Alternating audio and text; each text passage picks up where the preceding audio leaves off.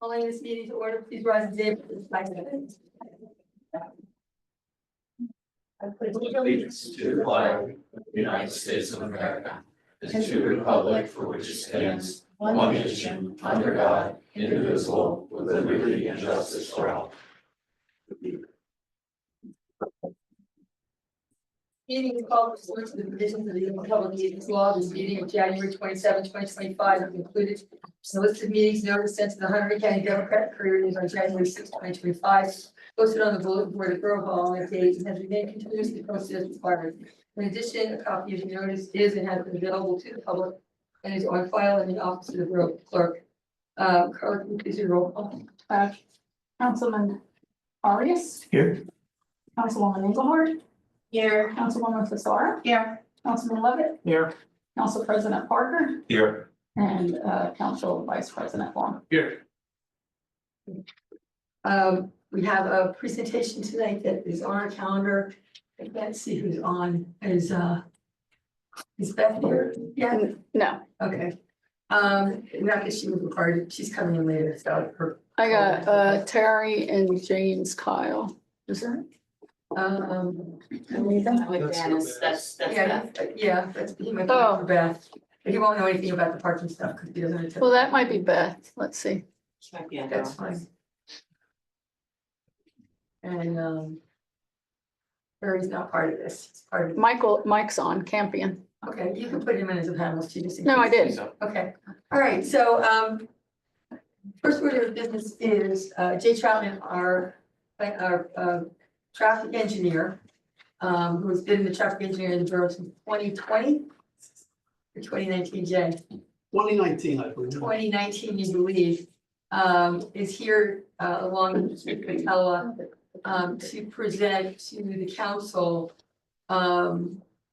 some findings of the parking committee, which has been meeting since February of last year. The original charge, what's the matter?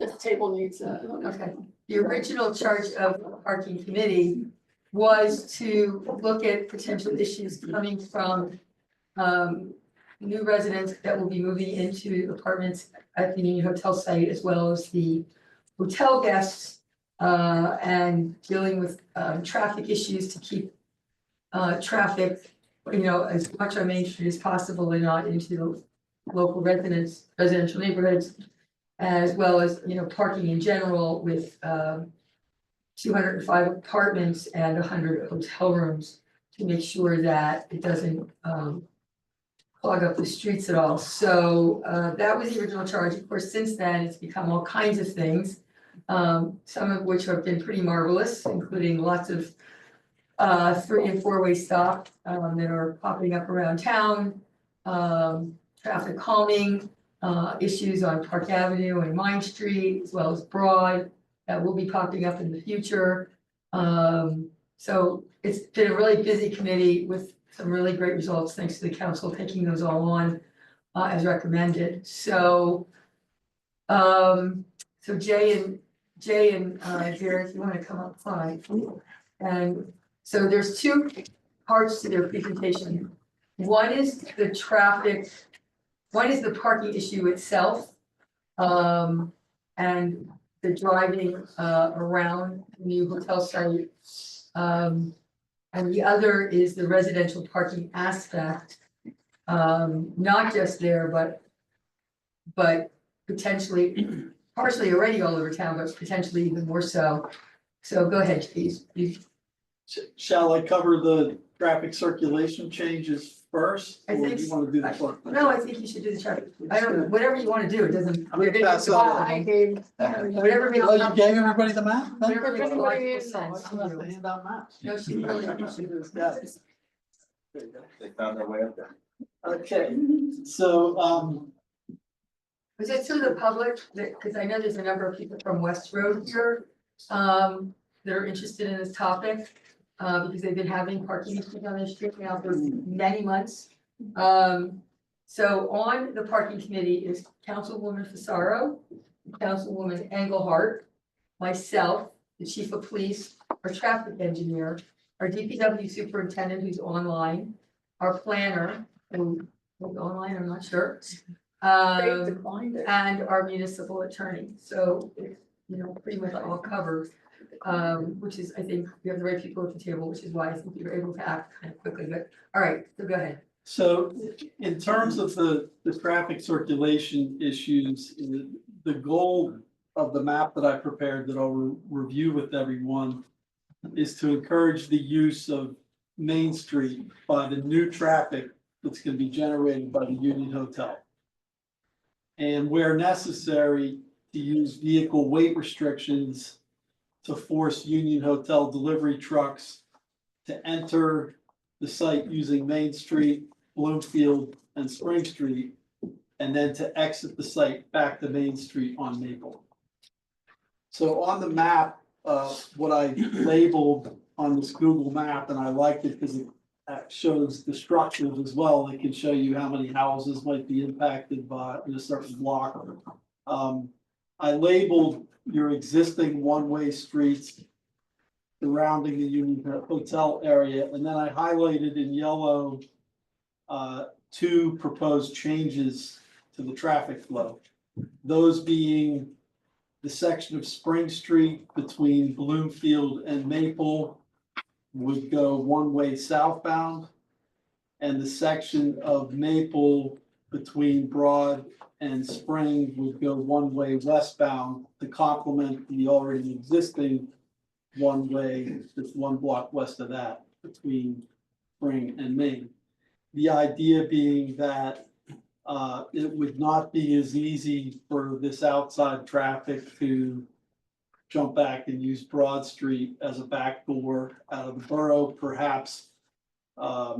If they ended up down on William Street, they get to Broad Street, at that point, maybe their GPS would tell them, just go down to Church and go out to 31. If you're going up to, for example, a baseball tournament or something like that in Barrington Township. So that's kind of the thinking behind the proposal. And again, the idea being that to have this system in place to keep the commercial activity toward Main Street and with hopefully little impact to our residents in there. So a couple of things, when Jay laid this out, most of the residents that live on that section of Spring that are owners have, you know, like this idea, and I got to one of the people in Maple in this little tiny bit, who was also good with this idea.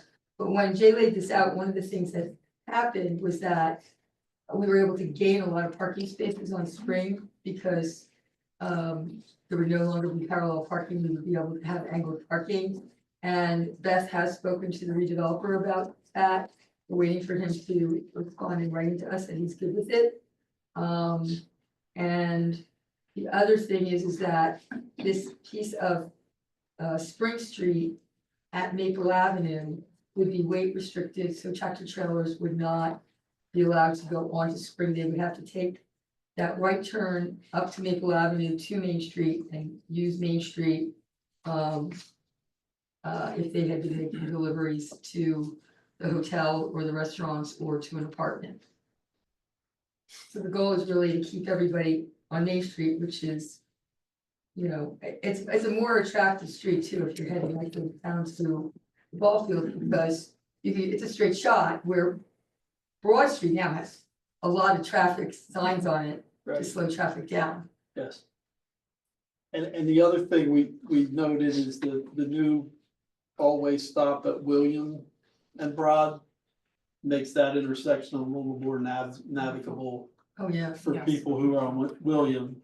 Well, I So, said, I haven't used that intersection probably over a decade, and I use it all the time now, because it's so much safer. yeah, So this would require 3 ordinances, one ordinance to do Spring Street one way from Bloomfield to Maple.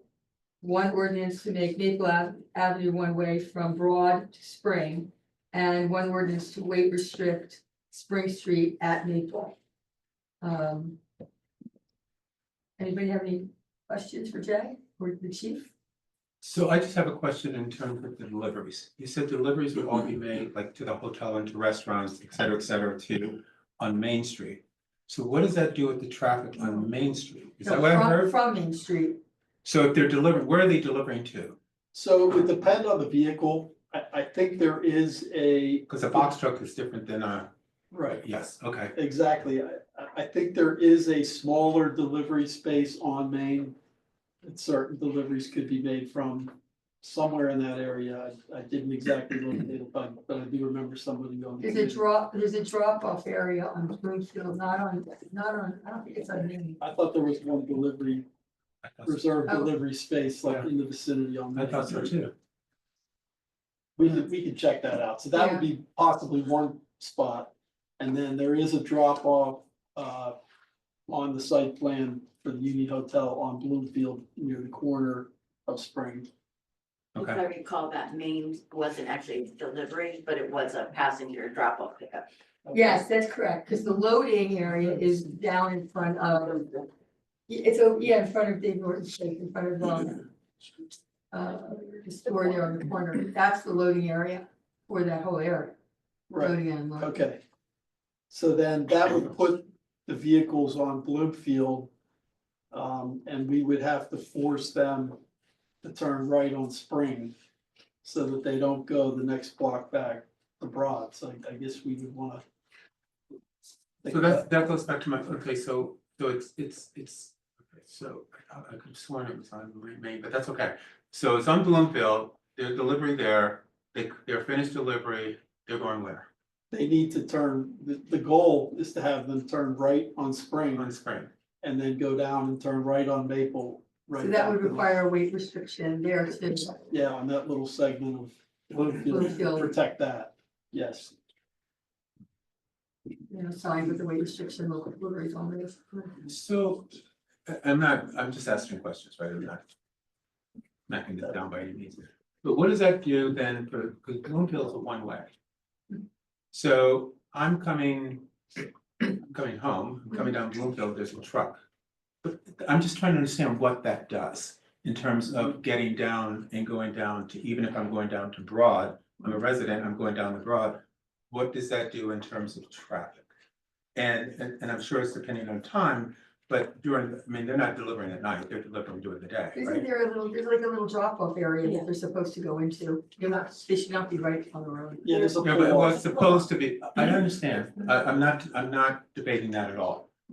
But what they're supposed to do and what's done are two different things, right? I mean, if the sky is blue and the grass is green, it's not always that way, right? So you hear where I'm coming from, right? So the point of it is that I'm just, it's just this antenna that goes up in my head that says, okay, so we know how delivery people work. They're not necessarily, if there's two trucks that's happening at the same time, one can go in there and one cannot, so to speak, right? So again, my question is, what is the impact of that? I mean, have we done anything to see, like, when is that road traveled the most? I mean, I can see it from my house, so I kind of know what the answer is, but Yeah. the point of it is that I can see a little bit of an issue. That's just from my standpoint. But that issue is truly a potential issue, Right, but it's not part of what the parking committee is trying to address with this. I But we can understand, look at I that for understand, sure. but at our potential next is meeting. always good. Yes, we can look at that at our next meeting. I'm all about potential problem solving analysis. There's a problem, you solve that, but there's a backup issue that you addressed it. Yes, so we'll, Secondary location for Okay. that second Yeah. truck. Yep. yeah, so we can absolutely look at it at the parking committee. Because, yeah, it's a potential problem we have not addressed yet. Okay, Yep, let's put it out there. that's, It'll be on the.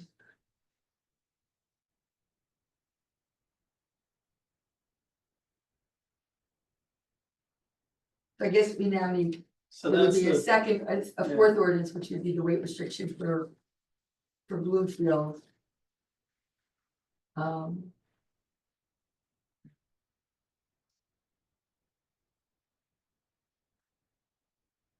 And we could discuss it at the park committee, whether it be signed local deliveries only or something like that as well. I think there's usually an exception if there's a local delivery, yeah.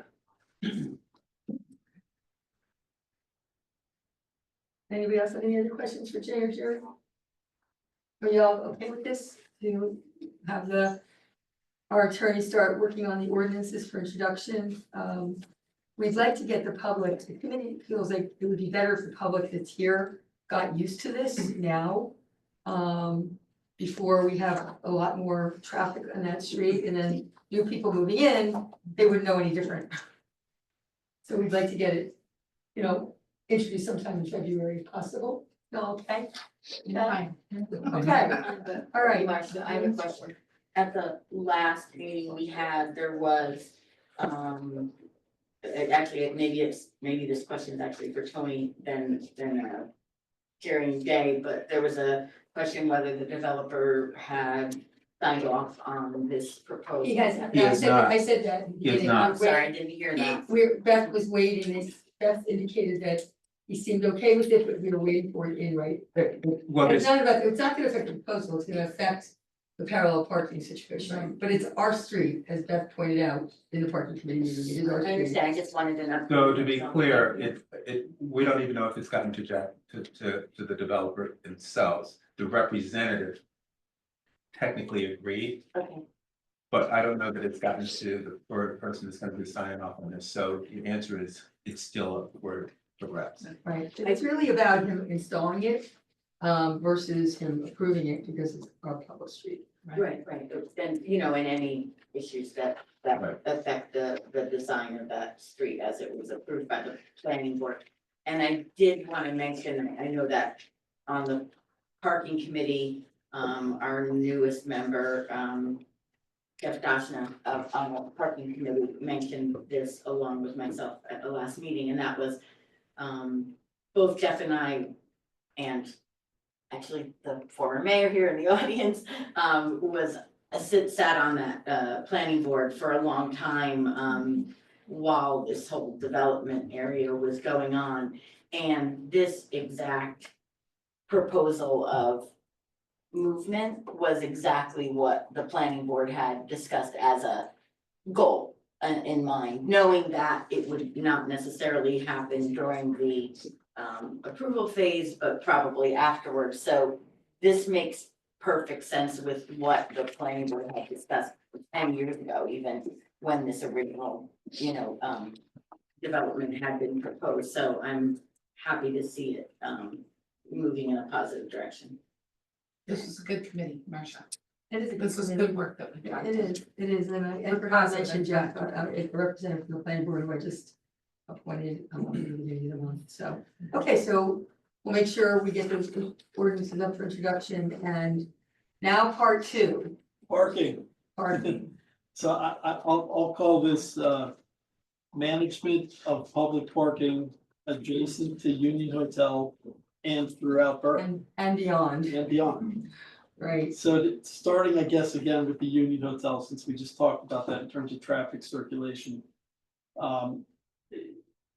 We did find out that all of their parking is gonna be managed through a parking management company, and that there will be charges to hotel guests and residents if you want a parking spot.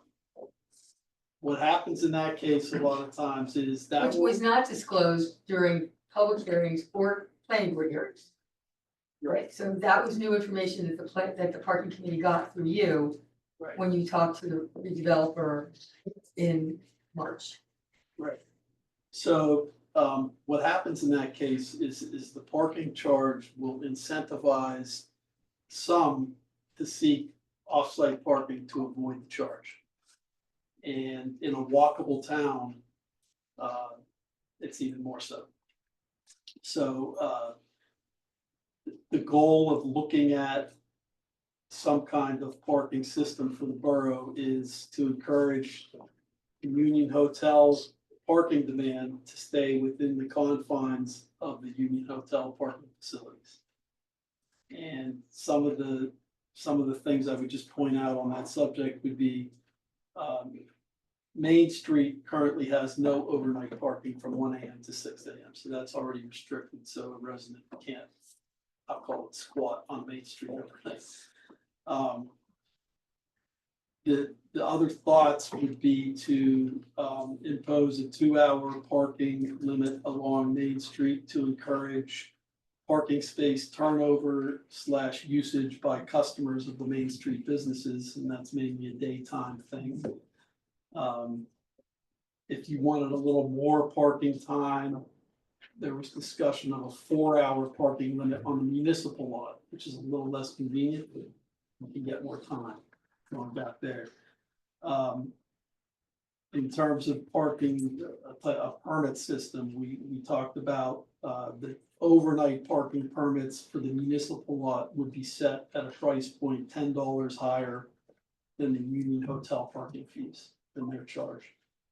And that, residents would have parking tags to exempt them from parking restrictions in this area. So that if you're a resident and there's some kind of restriction on Spring Street, with that resident tag, you're allowed in those spaces. And then going further out into the borough, the goal was to encourage residents to use their private driveways or their on-site available parking. And for the street parking, the thought was to have 2 resident parking tags per single family home and 1 resident parking tag per apartment for on-street parking. And then 2 visitor tags per single family home and 1 visitor tag per apartment unit. No, 2 visitor tags per apartment building. Oh, okay. All right, so I'm getting a little mixed Yeah, up on. Because we're gonna leave the landlord to figure that out. It's landlord's Just tax and how we can, a capped number of visitor tags to Right. be given out in the building. And then additional visitor tags available for purchase. Either on a And- daily, a yeah. 3-night or weekly. and resident tags also, if you can, registration to a unit. Go ahead, Sherry. Yeah, I would like to, my recommendation is that we go to a 24/7 parking permit system. Mainly just to make sure that it's, parking demands are met. It fluctuates daytime, nighttime. And with a system like that, we can control, the parking and who's parking on the streets with permits and visitors and, just keep a track on that and make sure that it's a system that will work with the community to allow enough parking and ample parking near where you want to be available. The system that we had come in and speak to us, it's a T2. It's a system that's done parking software for other towns and other locations such as this. It's real user friendly on the front end and the back end, from payments to permitting, administrative enforcement. It's all on there, and like Jay said, we'd want to like the permit system that we have with visitor tags for hanging. And like kind of what we're doing now on the Broad Street side of town, permitted parking with permits on the cars, and this system, you can go online and register it yourself. Somebody from the town or the police department would validate that registration with that address and they could issue the parking permit. Just to get into some of the more nuanced parts of this, Mike Campion has gotten prices to clean up the parking lot, municipal parking lot in anticipation of this. To get it milled and to upgrade the current lights to LED lights, which is really just the light fixtures. The light fixtures are fine, it would just be a bulb change, as well as new striping, so it would be brighter out there. The apartments, so that's, he has prices for that, for the budget. I think it's, Mike, you're online, you wanted the prices to redo the parking lot and make it a little bit more spiffy and safer than it is right now? Yes, Mayor. I only got 1 quote for budget purposes. So if we actually do this, I would have to get 3 quotes, but the lighting switch over to LED was $12,000.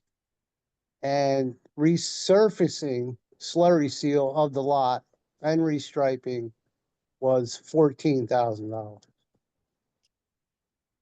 Thank you. So So there's those, and then, there's apartments along Main Street and apartments along Brookfield Avenue. Those apartment dwellers have enjoyed parking in that municipal parking lot forever. They would all get, a residential parking permit and be allowed to park there for free in those little apartments. And each building would get 2 visitor tags for the landlord to figure out what to do with it, but you could buy additional, so I just wanna make sure everybody understands that, so a single family home would get with proof of registration, 2 registrations, you'd get 2 registrations for your home for 2 cars. And you could buy additional if you want to, but you'd also get 2 visitor hang tags that you could also use for people in your house. They would all be included for free. If you're in one of the homes on Broad or Main or whatever that have been cut into apartments, again, it would be 1 per apartment. But there would still be 2 visitor hang tags for the landlord to decide what to do with. Again, people could buy more, but it's really to control the amount of parking. So if you have a Victorian that's been cut into 4 apartments, that apartment building will be getting 4 residents and 2 visitors, versus 8, because we just didn't think it was fair that a single family home should, that an apartment that's been cut from a home should get a lot more parking, when it's their apartments versus a single family home. Again, they could buy more. And, all the apartments above any of the businesses would get 1 per apartment, 2 per building on the visitor side. The visitor tags would hang. They would be easier to track as far as making sure these are really people from our community using them and not kids going to Hunterdon Central High School buying visitor tags from our residents.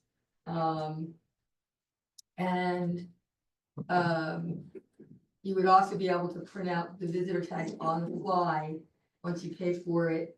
So you could have it, like if it was a last minute thing, last minute party, last minute guest, whatever, you could print them out and put them on your dashboard, so the police would know that you had paid. We are positing 3 different visitor passes to be purchased if you go beyond your 2 hang tags.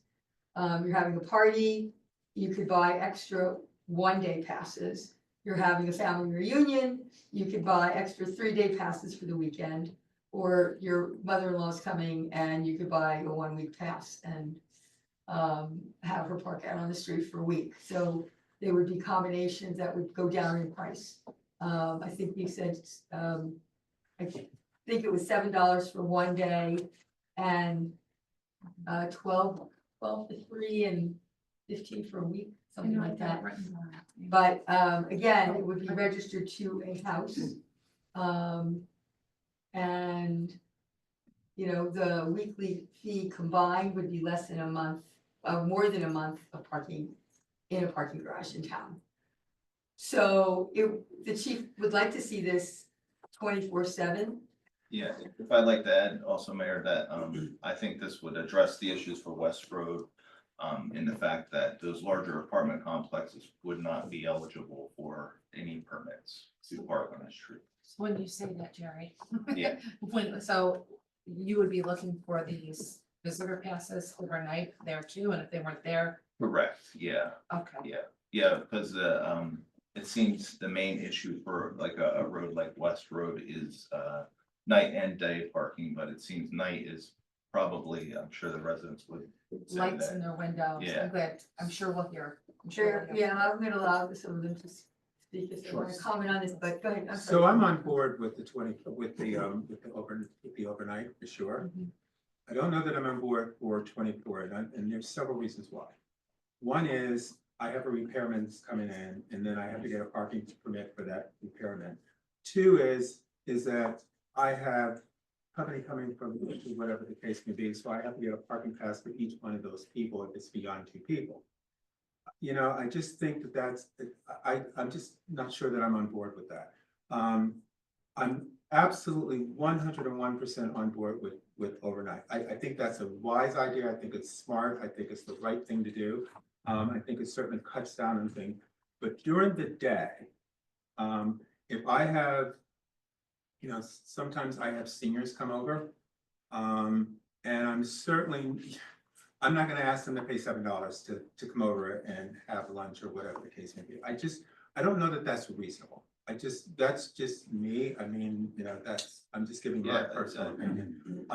I'm okay with from 5 o'clock or 4 o'clock or whatever the case may be until 9 o'clock the next morning or whatever.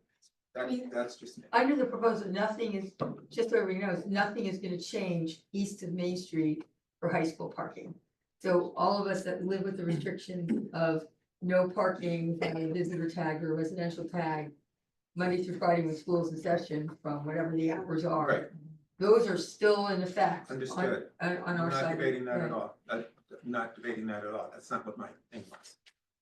I'm just saying that at that point, I just think it's an extra burden on people who entertain. That's just me. I don't know that I agree with the 24/7. I definitely agree with the overnight, 101%. Is there a concern, Jerry, that, I don't know, But the overnight, especially for the Broad Street, I think our concern as the committee was the push from the hotel and the apartments where people, I think our goal was, I'm at the hotel or I'm at the apartment of the hotel. I gotta pay $30 a night to park. Let me just go park on Broad Street and just leave my car Right, there. that's No, how it I get started. that. That's nice. But I'm I get asking that. about the daytime The stuff. daytime is the kind of the same theory, I think. Are you concerned? I mean, we haven't really talked about, like, are you concerned that there's gonna be people, visitors parking on Broad Street or Park Avenue or Patner who, don't wanna do a 2-hour restriction and move their cars, so they're just I gonna believe be there all so, yeah, night? yeah, I think, like Jay said, it's such a walkable town.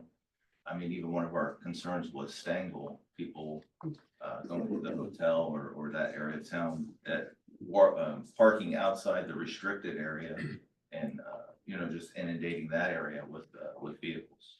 But it's from my experience that something like a 2-hour parking, that they can load the meter to do an additional 2 hours. Right? Yeah, we could. So, I mean, we in looked essence, they can stay there all day as long as they keep feeding the meter. Correct, Right? correct, yeah. So, because when you say a 2-hour restriction, which I get, but if I am, and as you can see, I'm a shopper. Sure. So 2 hours for me is nothing, right? So, it doesn't bother me to keep feeding the meters. It just doesn't. If I'm having dinner, if I'm having lunch someplace or whatever the case may be, I'm going back to that.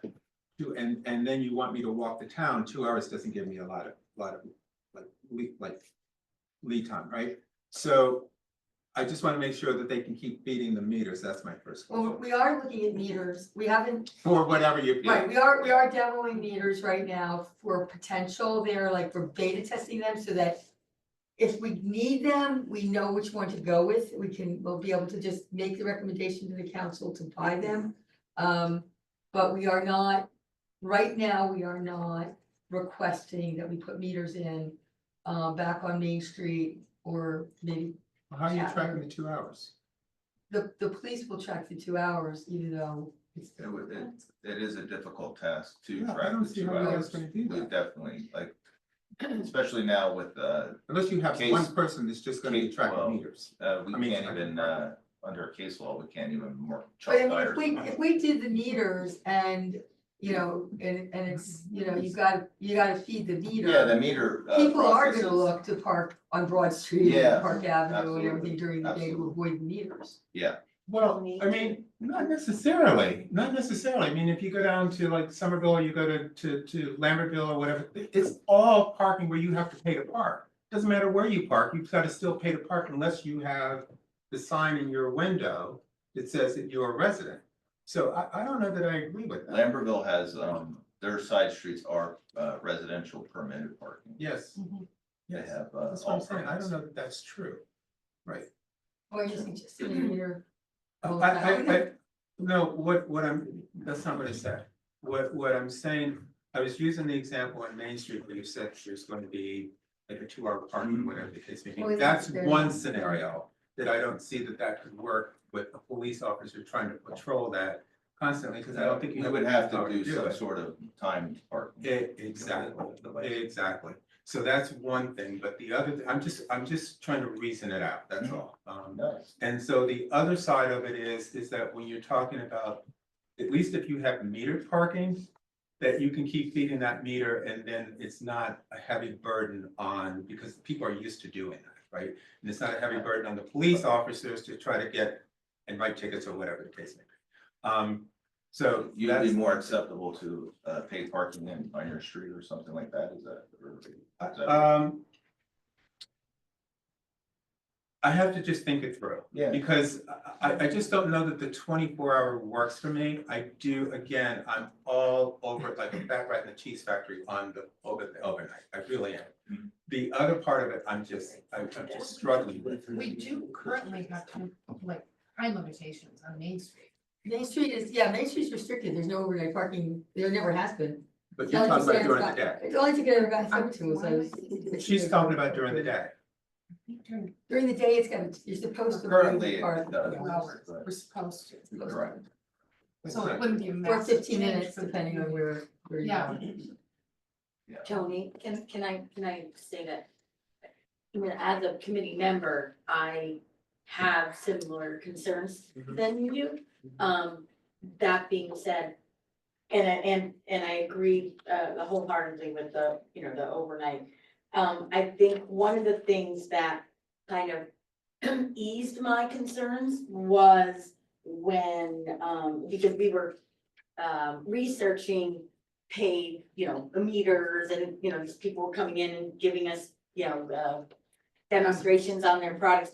But one of the things that was comforting to me was that we're not jumping in with 2 feet, and that when, I think it was at one meeting, I said, well, we've got limited parking, at several hours here, and maybe we do several hours here, and we don't know there's a problem until there's a problem, but we want to be proactive. So Right. it made me feel better when the mayor assured us at one of the meetings late last year that signage strategy was going to be our first step, not our, and jumping right in with 2 feet with meters, pay us is the second strategy. So that made me feel better because I was hesitant at first. So I do want you to take some comfort knowing that this isn't set in stone, this is Oh, I didn't think it just was.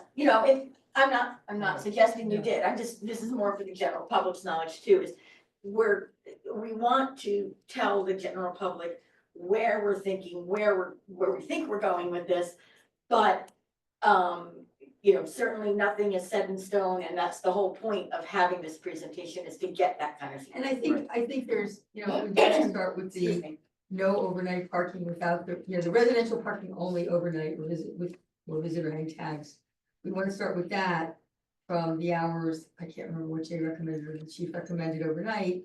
And then if there's a problem after the hotel apartments are rented, if there's a problem with people leaving their cars out on the street all day, or there's a boom on Main Street and we start to find people clogging up the side streets during the day, you can always Definitely visit the keep it 24/7. fluid. So I think that's a definitely- better strategy. You can do that. And I the system that the T2 system is a great system, and we It's the can, 800-pound gorilla. yeah, we Yeah. can definitely The change it. T2 and system adapt. is, they use it in Montclair, they use it in Easton, in Bethlehem. I mean, it's like every major place. And Bethlehem has their act together on that. Yeah. It's like- And they're really. It's a great system. It's a really good system. So I'm all about strategy, right? And I don't believe in jumping into everything at all at once until you have more data, right? And then you have more experience. So this is I like an do, on-ramp. right, This is an I think the on-ramp. 24, Yeah, I think the first is to get the overnight in.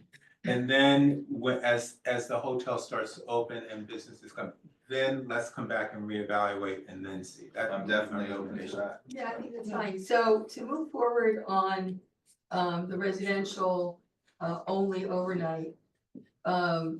would require us to acquire the software. It's about $6,500 the first year, which is the most expensive year. I was shocked. I thought he was gonna quote us like $20,000 Yeah. for what to everything do. this thing does. Yeah, And then after that, it's like around $2,500 a year for all the licensing. So that money, for Bill Hance, who is online, you can say, no, you're wrong. Bill did confirm to me that if there is the money in the temporary budget to do this and purchase the software. Then the chief needs to get, yeah, you can make him a panelist, you can confirm or deny. Yeah, Bill, you're on as a panelist if you want to chime in about money. chooses not. Yeah. I'm here. Hi, Hi. so, yeah, you did confirm with me that if we wanted to buy that software, Yes. there's money in the temporary budget for it. Correct. Thank you. The chief has to, through T2, they have, hang tags and they have the stickers and would work with us to put logos on and whatever. The proposal is that we would, all that permitting, like people would go in to a computer. We would train people at the library on how to help people who don't have computers as well as, our own staff here. So residents who don't do computers or are not computer comfortable would be able to come in with their registrations and they could register the vehicles. So what happens is the software goes to the police department and the police would verify that these are valid registrations to homes. And then they would issue, people could come down to the police department or have them mailed to them if that's more convenient. Yep. The stickers and the hang tags as well. The chief, in order to enforce all of this, the chief would like to hire as part of the regular budget to class 1 special police who would be part-time, which means there would be no benefits. The total cost for the 2 specials would be, I think you told me, For uniform purposes or, you gave me a cost, I think it was 40,000 each for each part-time yeah, roughly. for 20 to 25 20, hours. yeah, for 20. But there are specials in training in traffic enforcement, so that he could use them also. Yeah, we could use them, they're be very diverse for our department as far as, they're trained in traffic direction, everything except they don't carry a firearm and their, resting abilities in 2C criminal law is limited.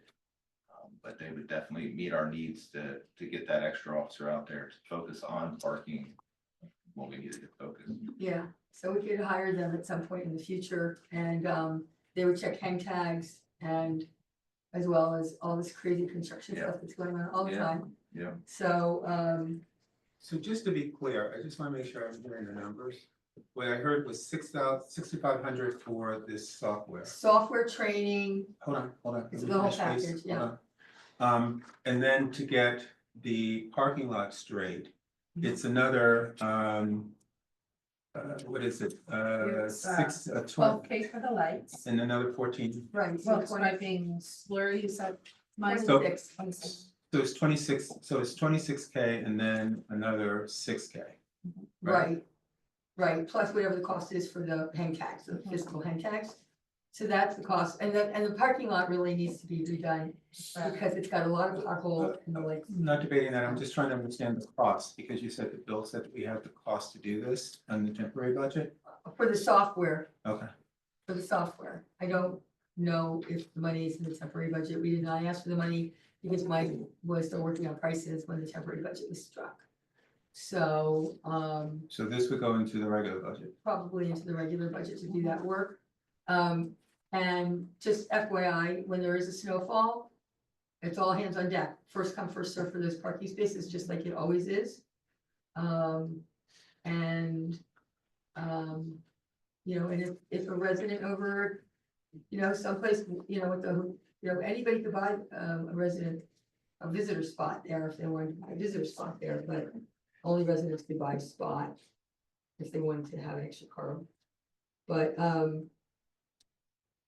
that parking lot is in bad condition and it is used by a lot of residents. And, we should address it anyway, but I'm leaving that to the council. We have to look at the budget, so. Am I forgetting anything on this? I'm not forgetting anything on this proposal, right? But we'd like to get this in as soon as possible because, again, it's training our residents, getting them all up to speed so that when new people move into town, they don't know any different. And because there is such an issue on West Road. West Road has been having serious problems for at least 6 months now. When a change in the law occurred in New Jersey, and a lot of people started parking their cars there, first very illegally, which the police department ticketed enough to get everybody to understand what was legal and what wasn't legal, but they're still on top of each other. And it's a cul-de-sac, narrow, and with cars parked on both sides of the road, people can't back out of their own driveway safely now. They can't have family over for holidays right now. Well, some of them have long driveways, but not everybody has a long driveway, that is true. So, the concern is if we just address West Road and said this is residential only, it's gonna push those people parking there over to Allen Street or Corcoran, or it's just gonna keep pushing and pushing them somewhere else. And we just need to stop, and they need to address it by either finding new creative solutions of renting, talking to some parking lot owners or some churches and making arrangements and, not clogging up streets that, when they are renting homes someplace else. So, I just wanted, if a couple of people from West Road wanna say anything, now would be probably a good time, and just keep it limited to like 3 minutes. I need your name and your address. Are you an official spokesman, Mayor Ryan? It looks that way. Okay. So I just. You're all very lovely on West Front. Officially, I know. and your name and your Okay. house number. Certainly. My name is Phil Greiner, Greiner. I live at 7 West Road, and as the mayor mentioned, most of the members of the public here are also from West Road. And they did ask me to speak, so I'm speaking. We're of a pretty common mind about this. I know many of you know the general situation, but depending whether this D2 moves forward or doesn't, we would just appreciate the opportunity to just get it on the record. This problem started roughly spring of last year. We started getting overflow parking from Flemington Arms Apartments. Don't really know why, frankly, don't really care why. It's just there and it needs to be addressed. It got worse. It started to reach what I would guess would be a maximum level in the August-September timeframe. So we now have 12 or more of their cars over there on an average night. Our street is narrow. There is no way to turn around at the end of it. There's no cul-de-sac or roundabout. There are no side streets. So once you turn into West Road, the only way you get out is turn around in someone's driveway. And that is the way that it's been going for a long time. The street is too narrow for 2 cars to pass driving if cars are parked on both sides. So I found myself once in what you could call chicken. I turned in, somebody starts backing out of a driveway. What you gonna do?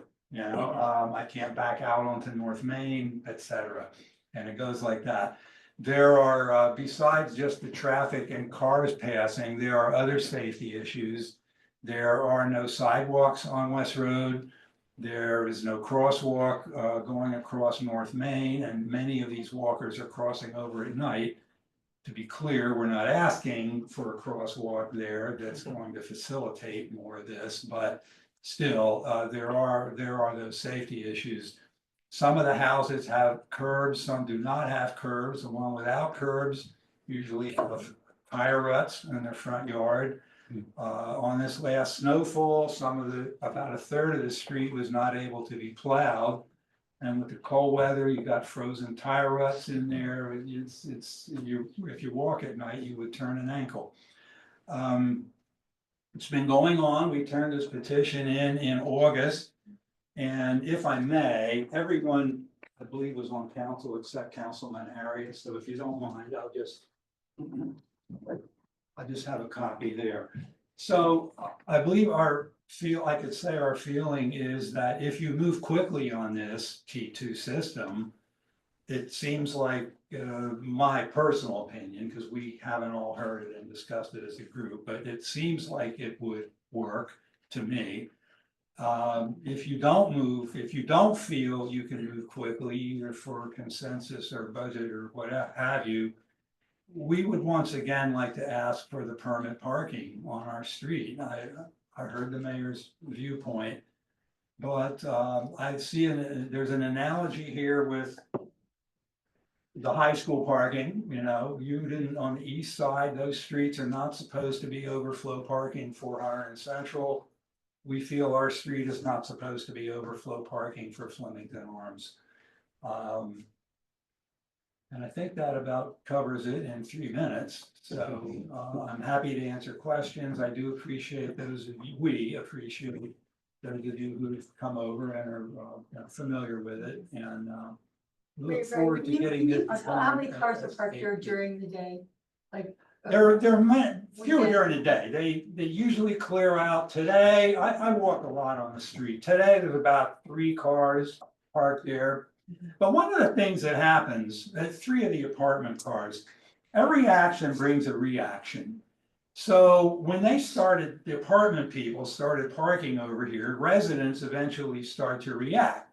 So if they don't want strangers parking in front of their house, now they park in front of their house instead of in a Which driveway. they never did, right? They never did. They There was put- never cars on your street. Right, ever, exactly, Mayor. They put garbage cans at the end of the driveway to sort of impede the turnaround, even garbage cans on the street sometimes. Last year, some people even put traffic cones out. I know you're not supposed to, but I'm just saying We are actions, currently looking the other way on all of that until we get a handle. we on it. appreciate it. We are very aware I of do what they're appreciate doing out there. Well, I thought in the event there might be one council person maybe who isn't. I Well, appreciate you letting us know, and we look forward. We really need to get it fixed. So thank you for. Right, Brian, can you Go on, speak to yes. some of the damage other than just the ruts? Like I know people have had plaque top done that was ruined. I don't know if anybody is in the room that had that issue because I don't think it's No, that one. That's a good memory there, Councilwoman. Yeah, they just had their driveway sealed, and as you know, that needs to set a little bit. They've moved since, there's a new couple in there. Yeah, somebody came in, turned around and turned in, turned the wheel while the car's still, backed out. And then the neighbor across the street, they did some reseeding on an embankment, and one of the trucks turning around in there was start taking off the corner of the, where you come out onto the street, taking off the corner of that new work. It's just a nuisance. You watch TV, you got headlights shining in your window at night, you hear click lock the car, the horn goes off. It's just constant coming and going. So when you came last year, I'm just out of curiosity, and I apologize, I vaguely remember it, right? Did you ask for permit parking at that point in time? Because to me, Well- that would have been something that we could have done like right away. Well, we've not been here, but our petition asked for it. The chief and I have been discouraging the permit parking because it is going to just push this issue to another borough street. So, if they can't park on West, they're gonna go down to Allen, they're gonna go down to the No, north. I understand, I'm just, So- no, that wasn't my question, I was asking like last year, and you Yes. brought that up. Yeah. Was that actually even addressed? That was Yes. my question. Yes, sir, it was. Okay, thank you. I think, we need the global solution. And then they can park Well, around. I guess I'm not going there, I was just thinking that we didn't actually address the issue when they brought it up. Well, I've heard everybody And I'm telling us just- my feelings about, and the chief's Right, feelings about. it was not addressed in our opinion, it was put That's off my point. to this. But my point is that we neglected to That's the point, that we neglected to address it, so that even if it were a Band-Aid at that point, that they had some relief, that's my point. But to the issue of if you put in permits, they'd only go somewhere else, that applies anytime you have permits. It applied when Hunter and Central kids were parking. You ask the same question here, where are they gonna go? Well, I don't know, but it works out. One analogy I've used is if you have pets, you have to rent where they allow pets. If you have a lot of cars, you have to rent where they park cars or can park cars. So, you know, they might have to park somewhere else until the lease is up and then find a place that can accommodate their cars. But I can tell you, I've lived there for 38 years, a couple of neighbors have been there longer than me, this has never happened. I don't know what happened in the apartments that all of a sudden we're seeing this. But it's there, it's Fleming, it's not the people, it's not the fault of the people parking there. We feel badly for them. They pay rent and now they're being told they can't park where they live. It's Flemington Arms' fault for whatever happened here. They're renting to more people than they can park. But that's another matter. Mayor Grantner, I'm glad you brought that up because, and I'm glad Tony brought his comment up as well. The one thing I do wanna say, I think we did take action on last year that maybe West Street wasn't, residents were or were not told, I'm not sure, but we did ask to connect with the landlord, and I know that. There's that a was very on- high- At the arms. Yes, the Exactly, chief has had many conversations. with them. exactly, so we did take, it's not, I don't want anybody to get the impression that we just did nothing and ignored it, there was follow-up, okay, what's the first step, There's what's follow the up second there, step? and then our planner looked Right. at their site plan to see if there was additional areas where they could put in Exactly. additional parking. Beth did that. She couldn't find that, so we've expended some professional money trying to figure out on behalf of Flemington Arms, if there was anything that we could advise them to do.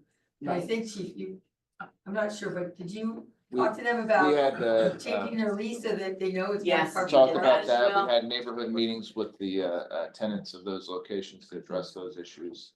And like Mayor Reiner said, you know, the property doesn't meet the needs for the amount of cars that are there now. Right, We talked to them about striping, so I do want you to know and rest assured that we didn't just get that and we all got it and we all said, okay, Yeah, what's our the first planning step? committee has talked about this issue for a number of meetings and asked both the chief and our planner to review the situation regarding the site plan, regarding what was happening over there, talk to the landlord.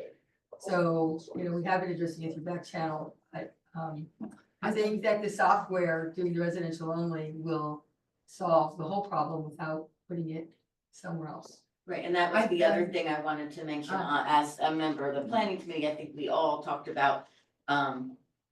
This may not actually just happen, it may be a more extreme case here, or as you remember, you know, being the situation with the high school. But I suspect that there's little pockets everywhere where maybe it happens on a smaller scale, which is why I was more open to the idea on the parking committee to embrace the idea of full, you know, perhaps a full borough parking permitting for residents versus just this area and that area. And, you know, the Union Hotel's an issue, the high school area is an issue, West Street's an issue. To be honest with you, I think that it's not any of those, it's that we have a walkable community, which is a good thing, and that it affects everybody, it's kind of a ripple effect. So I think that your case only kind of proved to me as a committee member that we need to look at this holistically as well. So thank you for that. I've been a bit of a thorn in the side to the mayor on this. Hey, Well, I bring it up quite a bit. what about sidewalks? No, that's true. So if you think about it, you really, yeah, I do. We are the place where the sidewalk ends. But what I would really request is to my peers, take your car up there tonight and go and look and see. Yeah. Because it's pretty bad. And the first time, I have been several times at night. You haven't been a thorn on my side. Well, I am a thorn in everybody's side. Well, I mean, you told me you'd go there. I've I gone know, over I there. know, and I've monitored at night, go up there one night, about 9 o'clock, just park on the edge of the road, park in Flemington Arms if you can, and walk across the street. And get a picture so that you can see what's been going on for these folks, and I think I said to Mr. Bryan, there's another gentleman here, I grew up like on a dead end street. Like, that's why you move there, right? So that you don't, you have that quiet and that peace, so. Thank you. So I would really encourage my parents to go up there if you haven't. One night, 8:30 at night, you'll see what they're doing. Good idea. All right, thank you so much. Thank you. And are you all? If I may, A couple things. All hi right. to Bill, Mike and Beth. All right. John, can you hold it down to a couple minutes? Is that okay? Still got 6 minutes. No. He was the spokesperson. I didn't know there was gonna be a second spokesperson. I'm Don Baker, lived in Flemington here since I was born.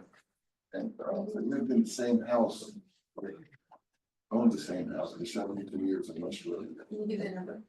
at 10 West Road. And my father built it in the 1950s, he was a slave trooper, and he worked 19, built the house basically himself. And I moved in 52, that's when I was born. Been here since then. And I just want to say, I love the community. I had 100 paper route in Flemington Arms and Gardens. I used to plow the sidewalks down there, got to know all the people down there when I was just in grammar school and into high school. Most of the people who lived there at that time were either newly married people with no children or retirees from the Flemington area. Nice community.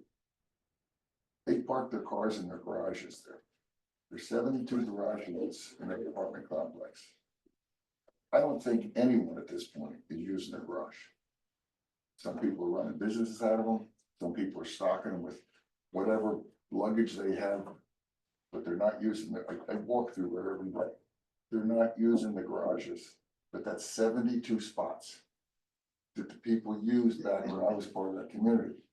And they had no problem with parking. It worked out very well. And just a couple things more, Marcia. I came home the other day after we had this light snow. People turn around my driveway all the time, all hours of the night. Somebody missed the driveway, pulled in the front lawn and turned around. I mean, this is the kind of thing that we've been going through now it's been about 6 months.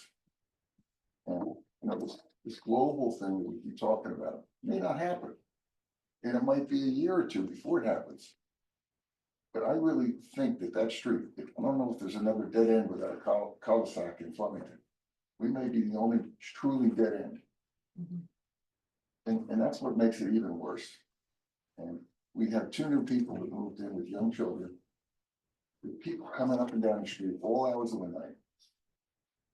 It's a long cry from what I remember that neighborhood being. And I wish that we could do something. We did it for the high school. We could do it for us. Like I said, I've been in Flemington all my life, and I know so many people, and I love this place. But it's not right. But those 72 garages, I think, is an interesting point. I went and counted them today. They're rented separately, right? So you. No, they're part of the buildings that those people live in. In other words, there might be 3 buildings. No, I know that, but I mean, when you rent an apartment, if you want a garage, you have to pay separately, right? I don't know that for sure. We asked Beth to look into that. I don't remember thought what that the was- I answer thought was. that We was could the look into answer. that. It would be very, very difficult though. If you lived way on the downside and you had to, your garage go up the steps. Yeah, and no, I walk think it over. was like. It's an answer on that. Yeah, I know, we asked the landlord about it, one of the things we did to follow up, Right. because we were very well aware that, yeah, they have garages Car there. garage, yeah. And how many people are actually Yeah. using them, Right. it's something I think that we need to encourage the landlord to But manage their property a little differently. I don't know how much control. For they- their residents' can't comfort as control well as yours. I don't believe we I can don't know how much control control they would have over that, but these things are We packed can't, solid. we can't control. So to move this Yes, control. forward, first of all, from the council regarding the T2 system. And moving forward with the residential only parking software and the plan that, that the parking committee has laid out. Can we move forward with it? Are you all okay moving forward with residential overnight, not 24/7, but overnight across the whole town? I agree. I have like 2 questions, Madam President. they also offer through like license plate reading technology, was that That's looked hard into because or of is it? it's It's very more expensive expensive. to it, but also Yeah, there's we, a reading issue. that's an additional, the equipment itself was the additional. course. And, we like the actual, visible pass. I think it's a good indicator for, even for residents to see, oh, that car has You need a actually has a special- visitor pass. Reader, right? There was some sort of. Yeah, it's a plate reader, yeah, Too expensive. yeah, it grabs the tag and stuff, but, Yeah. yeah, Would it be? that was an option that he offered, but, like I said, We with. could always the- get it in the Like, right, future, you you know, know, but we wouldn't be paying for it now. Yeah. What do you call it, you know, rather than, and obviously, we're not moving forward with the hiring 2 people step, right? No. No, I believe that's, No, but we need to really- long term. That was, yeah, later this year, next year, once it's gone. Anything else? No, it was mostly just like, I guess balancing, whether or not that'd be too burdensome on officers' duties already, you know, adding in that plate system, so that way we wouldn't necessarily have to have 2 additional people. I'm sure you thought of it. Yeah. Beth is on. Do you want her to talk? Before I have Beth on, does anybody have an objection to moving forward in the purchase of this, getting all of the systems in place, because that's also gonna be an ordinance outlining the way it's gonna work, when you turn an entire town into residential overnight. It's only. overnight. Overnight. So- I'm good if it's overnight. I'm fine. Everybody's okay with this, moving it forward? So I guess I need a motion for them to spend the money on the T2 system so that we can start moving this forward and ordering it. That's, Yes. it's about 6,500, I think. Yeah. It might be $100 less than that, but. we're It's, talking it's about that. about that. Sorry, there's not, are there like certain agreements that we'll see before we move forward with this? There are necessarily? licensing Are agreements. there, for it. you know, But is you there a wanna certain see that. revenue split or share or some kind of, you know, Chicago-like thing where if we ever try to get rid of a parking space, they, you know, sue us into oblivion? No, this is just the software. Yeah. To manage, to manage Okay. You're the talking stuff. about parking thing, people that have- No, yeah, I'm just curious, like, you know, if they're giving it to us for this price. I'm looking to buy If this- software. Yeah. We're obligated to, you know, sign something. give them share You wanna know more of- about the software? Sure, whatever they've seen, I mean, I would appreciate if they've gotten any of this. We only got the one entity too, we didn't look at any of the software, because it's proprietary. Yeah, I think Trent has a good point. I think, you know, having some sort of write-up before we go ahead and approve it. I mean, I feel like I most think of it's this important. came off a piece of paper that I That's could fine. have been given before this. Okay, meeting we to can do prepare. that, we can do that on the February tenth agenda then. I think Um, that's also a good idea because it's closer to the, like, we may have some better idea about budget and stuff, you know, as well for people to kind of consider the big picture there. So it's fine, we'll do it February 10th, we'll put it on the agenda to approve the purchase of the software and maybe even introduce an ordinance. You and I can talk about it, Chris, what we need procedurally on that. But in the meantime, I mean, this is a problem. In order to do permanent parking only, that's an ordinance. So that's a full month. It has to be introduced at the next meeting. But that's great, as long as we're moving forward on it, that's great. I mean, we could do both temporarily do permanent parking only. I'd rather just see it done right the I would first rather time, no also, offense to because you guys, but another couple weeks isn't gonna make any difference. Unless we have a major Working on this snow. slowly. Unless we have a Yeah. major snow, Well, Also, unless we have a major snow. I just encourage you guys just to give us a call if you have any problems, by all means, you know, we try to get in there as much as possible and, you know, do the parking enforcement that we can do. There's only so much you can do. They Yeah, did 20 but with- tickets this with last the- snow, 3 of them were on West. Yeah, with It the was a snowstorms, you know, we'll keep an eye on it, and if you see it, give us a call. We usually, you know, once they start plowing is when it becomes Go ahead, a true. no, And one other thing, just to give you a little bit better picture. It's not uncommon to see people changing their oil in their car out on the street. And then- It's illegal in this town, please call the police. No, but I'm just saying, you come back and there's a big spot on the Please field. call the police. Yeah, but a lot of times you don't even know it, you know, you come Oh. back home and they left and there's a spot as big as this table on the floor. You know, Mm. that's the kind of thing that we're dealing with. And many of the times, I just want to try to give you a picture, you know. No, got it. People- So we have our I've seen it. Beth Maybe Can that's you, where the flop camera should go. Beth, can you unmute yourself? There is a question about, I know you, hello, Beth. You investigated the parking issue over at Flemington Arms itself, and you looked at their parking to see if you could get more little parking in there or whatever. Did you have a conversation, or did you review the original planning board resolution regarding those garages and how you're gonna rent it out? So I did two things. One, yeah, I took a look at the site itself to see if there was any space that could be utilized for parking, and I'm sorry to say I don't think there was. I also pulled all of the old resolutions and meeting minutes from the 1970s, which is when this development was approved. And unfortunately, resolutions from that era just don't have the same level of detail that the ones that are written today do. And so there was nothing specific about the parking or use of the garage that I thought was going to be helpful for this issue facing the borough. There you go. All right, so we're gonna move forward, hopefully introduce an ordinance and. I think Trent has another. Oh, go ahead. No, sorry, I'm looking at the ordinance for parking by permit, and technically it says, yeah, by a resident of the street on which such vehicle is parked, because my main question was like, all right, they're residents of Flemington, they get a parking permit. You know, they can't really be stopped from parking there if they obtain a permit. But the residential only will, yes, they will not qualify. Because they live. They live in a complex with parking, you know, so none of the apartment complexes in town will qualify to get tank tax or residential. No, I think For Trent's parking, point is the way One that of our the ordinance. Flemington Arms, What? it's $125 a month. What is the Our garage? garage. So it is Per- per separate. their You- website. You pay differently. You pay Yeah, so you're $125 entitled to storage. one parking space, and if you want a parking garage, it's one additional space. For the larger garage, it's $125 a month, the smaller garage is $85 a month. For storage, it'd be cheaper to get storage. outside.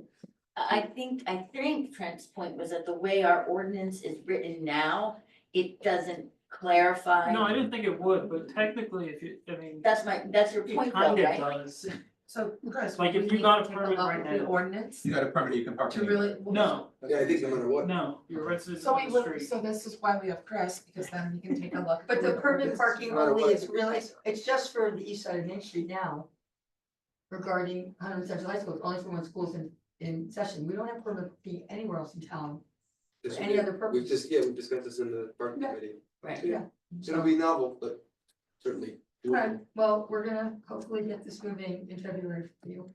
Great, I really appreciate your help. We need it. Thanks a lot. Give us a call. How- I just want to also acknowledge Al Keating, who has been the attorney for 20 years. keep it short. Just gonna take a different I perspective. just need your name for the record. My name is Daniel Pizzone, 8 West Road. Thank you. Mayor, thank you for your responses to my emails. Oh. Chief, thank you so much for everything It that you was and your I'm office sorry, do. 8 what? 8 West. Yeah. So I think my neighbors here laid out perfectly our issues as far as our safety, our peace and quiet, et cetera, et cetera. I want to raise an issue to our neighbors and express some concern about our neighbors that do live in those apartments. Right? They are our neighbors. They are important to this community, okay? You know, many times there are children that park on our street. They, you know, I see a lot of, you know, car services, taxi services, rideshare services, dropping people off, picking people up. I see women and small children. Right? I raised my family on West Road. They're teenagers now, but they were once little. North Main at that crossing is not designed for people to cross in the dark. And I just want to express some safety concerns I have for our neighbors there. They're getting squeezed by their own landlord. I'm not exactly sure. I've spoken with some of the neighbors across the way. You know, we had a problem that really exploded in August, and through having some conversations with our neighbors, it seemed like some permitting went on there in August, which pushed everybody off.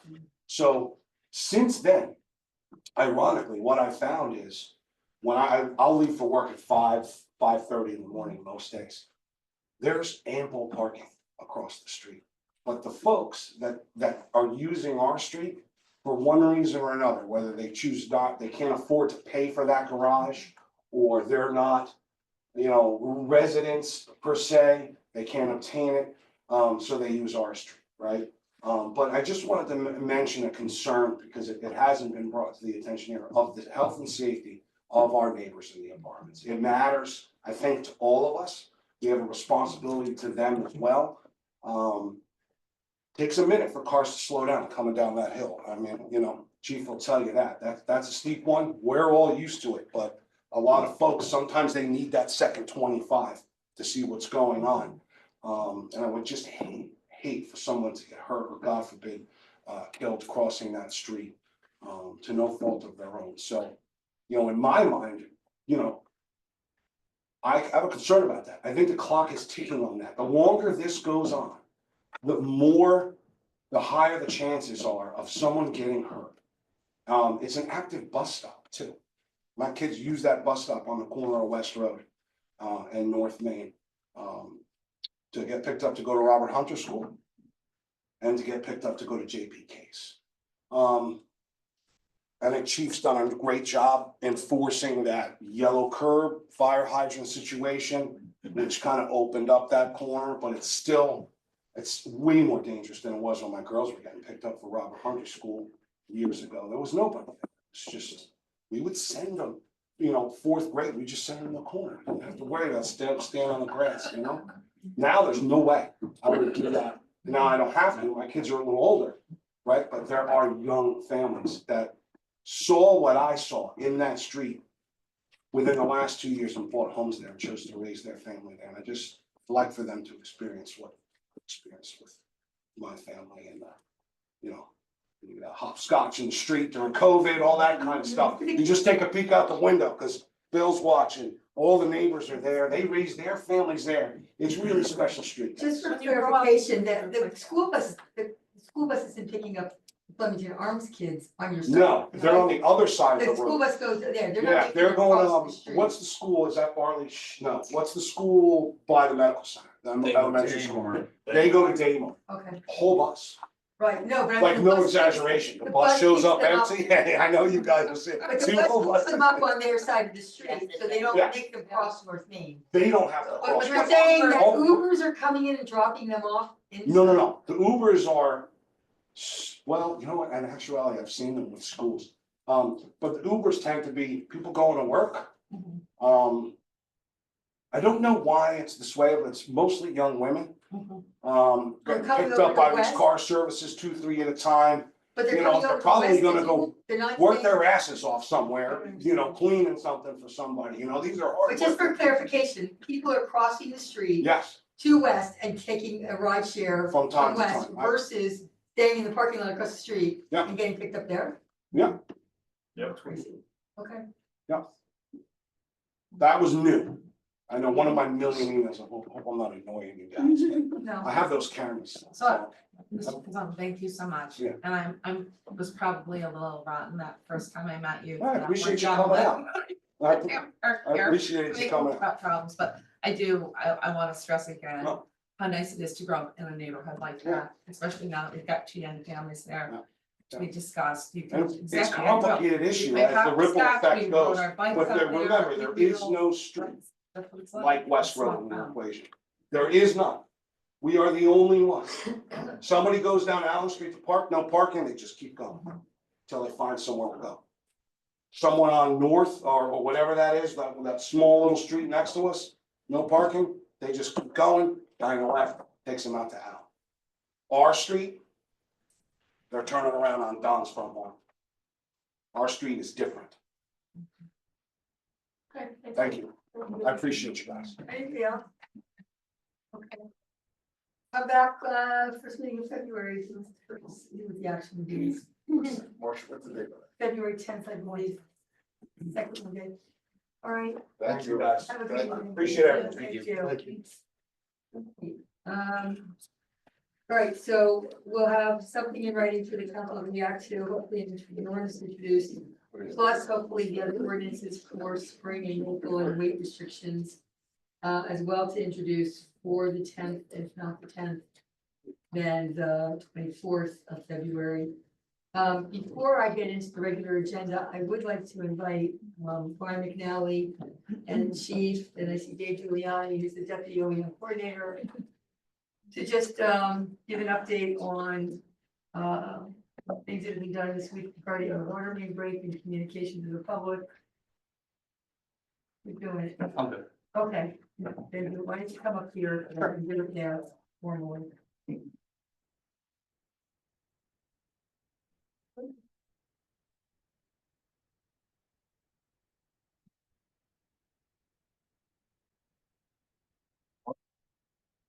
All right, so I wanted to take a couple minutes to address council, the mayor, the public, as to the circumstances that surrounded our, week of January 14th water main break. I want to give you some details. I'm not here to give you excuses. I'm here to give you facts.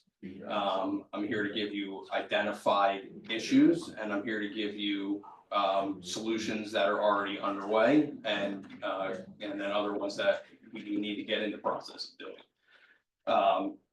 You know, so the borough followed all regulatory protocols that were set forth for this water main break. Certainly it could have been better, faster, and communication could have been cleaner and more direct. And I'll tell you why some of that happened and how we're gonna fix that, okay? But basically Tuesday, January 14th, 2 p.m., MSP Contracting is working in, and you know what? For my friends from the media, I have it all written out for you, so. That way you don't have to.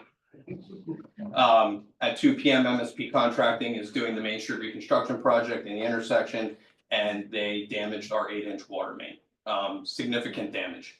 The water main was fully exposed at that point. It was an open break outside of the ground.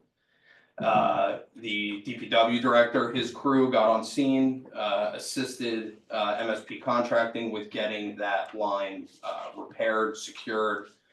It did cause a pressure dip on the Mine Street section during that time. So people did experience low pressure and or loss of water for a period of time. And that repair was completed by 6 p.m.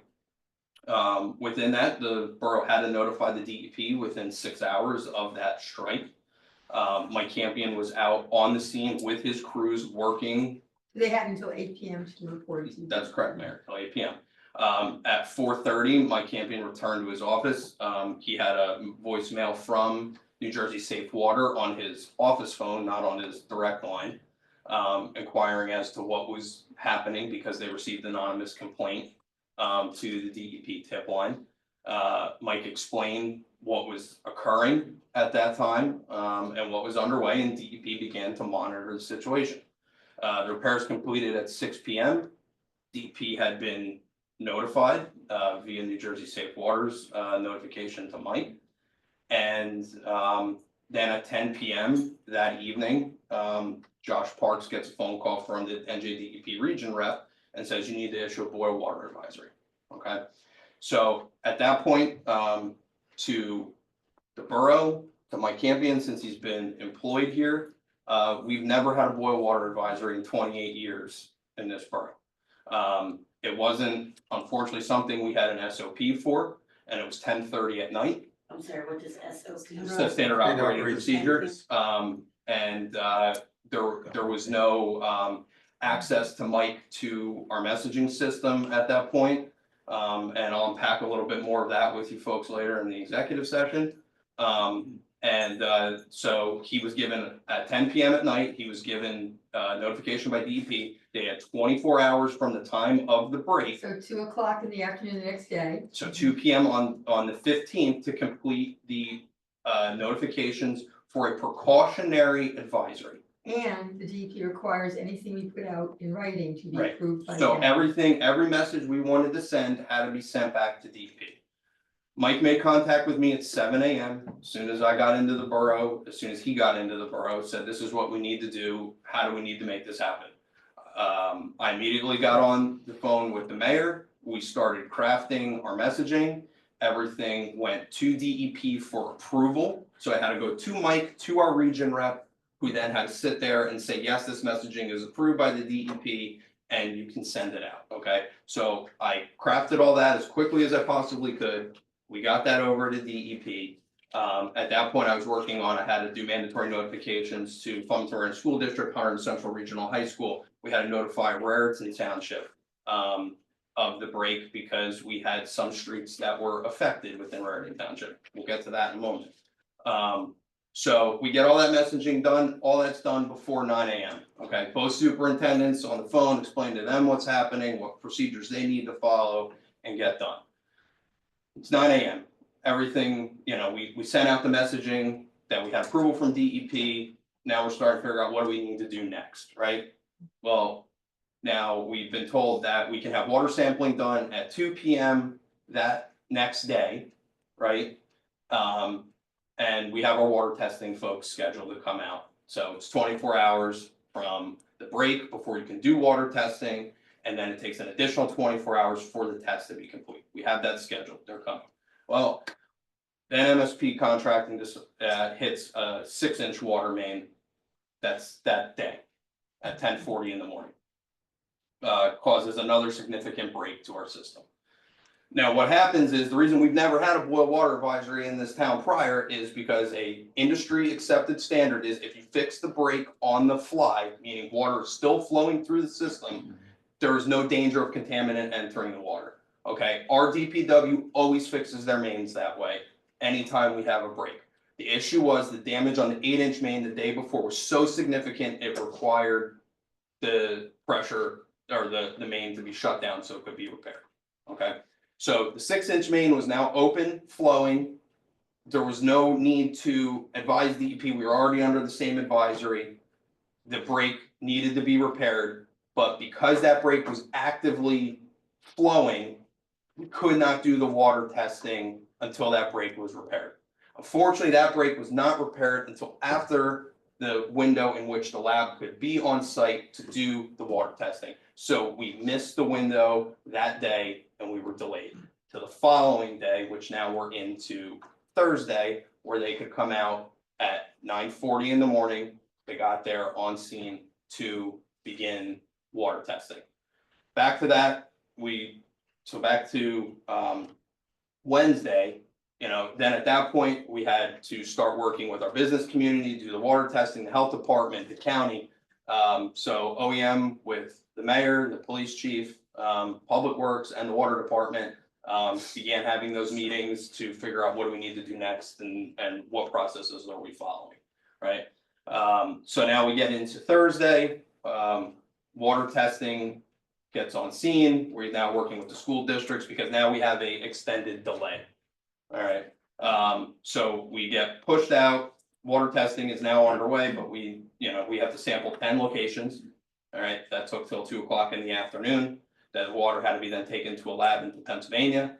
All right, so it has to be driven almost an hour and a half into PA. It needs to be set up by a biologist, and then it requires 24 hours. And it was the Pennsylvania lab because they were the ones that were able to come out. Correct, so we have 3 labs, and the initial lab that was supposed to come out could not fit us into their schedule. So we had to use an additional lab that could do that for us. So at this point now, we're well beyond the 24 hours that we thought it was gonna take to get this lab testing back. We've identified that the precautionary measures are out.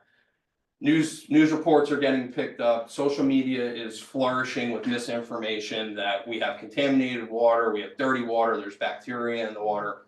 And we violated the law. And we violated the law. None of that was true. But we did not have a legitimate timeline to publish to the public because the lab was essentially non-responsive to us as to when did it arrive at the lab, when was it set up. The biologist who does the testing only works from 11 in the morning till 5 at night. So once that's set up, we can't get an answer till the next day as to when that test result is coming back. So we set up our water distribution program. It worked out very well. We set that up here on Thursday night. We were able to sit here, talk to residents, give people timeframes. At that point, but we did start talking to people, finding out that we didn't get any notification. We didn't get the alerts. We're signed up for the alerts. Why are we not getting them? I got construction notifications all summer, but now I'm not getting them. So That became concerning, so we started to look into our alert system as to, well, why are all these people saying that they're signed up for the alerts and they're not getting the alerts? And we found a significant failure within the alert system, that over 50% of our residents were reaching failure status within the alert system.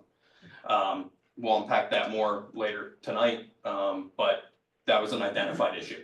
The county then stepped in, assisted us with our Everbridge system. We were able to continue our messaging with the county via their reverse 911, which is why people started to get conflicting notifications from county OEM plus the borough alert system.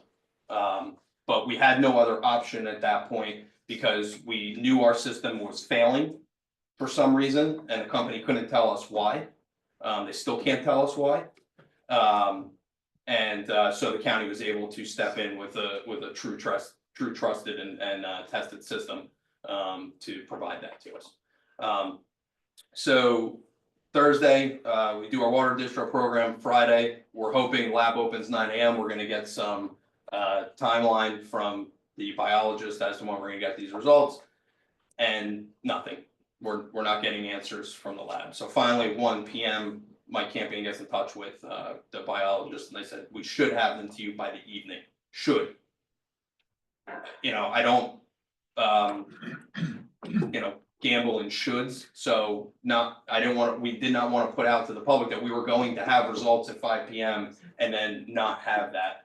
So at that point, the working group started to put together plans as to, if we don't have those test results, what do we need to do next? So we had focused all our energy Friday afternoon on what do we need to do to set up a larger water pod, meaning point of distribution, through the weekend to support our residents and our businesses, and team up with the health department to get some of our restaurants reopened that were struggling to close. Now, thankfully, 4:45 Friday, we get the good results and we're able to put everything out, and the boil water advisory is over. So facts are, the borough did not have an SOP in place to do these notifications. Facts are, the alert system failed us. The facts are, we missed some of our communication windows, and we're working on that, or we have worked on that to make sure that that doesn't happen again. Facts are, we haven't had a boil water advisory in my time of employment, probably since any of you have lived in town. Probably to the people sitting up on the dais outside Mayor Caro, who went through that when she worked in Middlesex, and Councilman Long, who resided in Highbridge, where he was familiar with water advisories. Our businesses, our residents were unfamiliar with what it was, why it's happening. We did not have any information out on that as to what they need to do, other than the emails we were putting out. So And what? facts are, the 25,000 people don't know where they live. Well, correct. So, and then we had this information, unfortunately, that correct, that came out from Raritan Township, which we publicized immediately which 3 roads in Raritan Township were impacted, but a message went out through their Nixle alert system that said portions of Raritan Township. So people as far as Eagle Drive, the Health Quest apartments, the Willows, all thought that they were contaminated, which fueled additional social media spirals, right?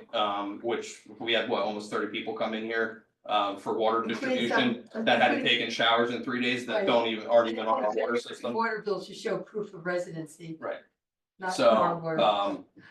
So those were things that, we have to unpack. Why did that happen? So what have we done so far? I'm gonna present to you later in executive session, some fixes to our alert system. We've already established on our website a water alert section. It outlines what a boil water advisory is, why it's happening, what you need to do. We've published our water testing results from the water main break. We've worked on an internal SOP as to how water main breaks will be handled now, meaning we have pre-canned messages, pre-prepared messages that would be available to DPW during overnight hours should they need to be issued. Hopefully with the enhancements to our alert system that would grant multiple people access to that so that it can be sent out without needing to find the sole person who operates the messaging system in the middle of the night. So that's going to fix some problems for us. And public outreach, right? We need to do public outreach. We need to educate our residents and businesses as to what a boil water advisory is, what you need to do, what the difference between precautionary and mandatory is, and what the advisories and recommendations are. And that's gonna be accomplished two or three different ways. A, our website, B, direct inserts in water bills moving forward, and C, through our newsletter. So that's kind of what's underway to fix some of these issues. So it certainly wasn't perfect. Nothing was done improper. It certainly could have been done better. But for a situation that we've never experienced here before in the borough, it definitely had some challenges, and you know, we're hopefully not gonna have those challenges again. So if you have direct questions, I'd be happy to answer them for you now, and we can certainly unpack some We of the. also have a plan on how to buy mass amounts of water. Correct, water distribution is already in the works. So.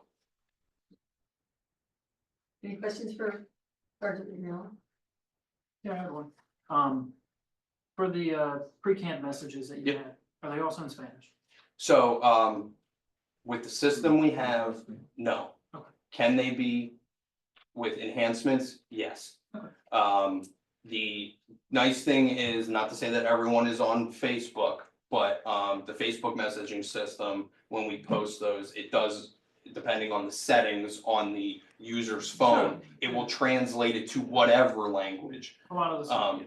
you're utilizing. So not to say that that's an immediate fix all, but you know, if you are following those social media accounts, that would capture that. But no, the current pre-canned messages that this system has, no. But you are going to make sure that they are. Is that what I heard? I have a plan. Okay. If Because you, I think that's really important. if, If I think about the percentage of the if you're gonna help me population with it. is Spanish, we really need to address that. Right? Correct. That's extremely important. We don't, you know, we're about. So, inclusion and not separation. just a couple things that went down, right, that we had to understand. So, we enlisted the help of Hunterdon Helpline to reach out to our senior community. So we reached out to them. They have access through Register Ready to everyone over the age of 60.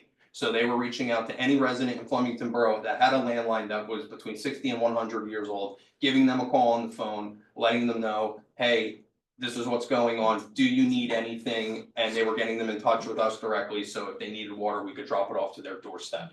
Okay, so that was being done through the through United Way. They have connections with Hunterdon and Hispanos. So they were able to help kind of push some of that messaging out. While we didn't have direct contact, we knew it was going on. So those were the two other outlets that we were utilizing. I like that about our seniors. Thank you. No problem.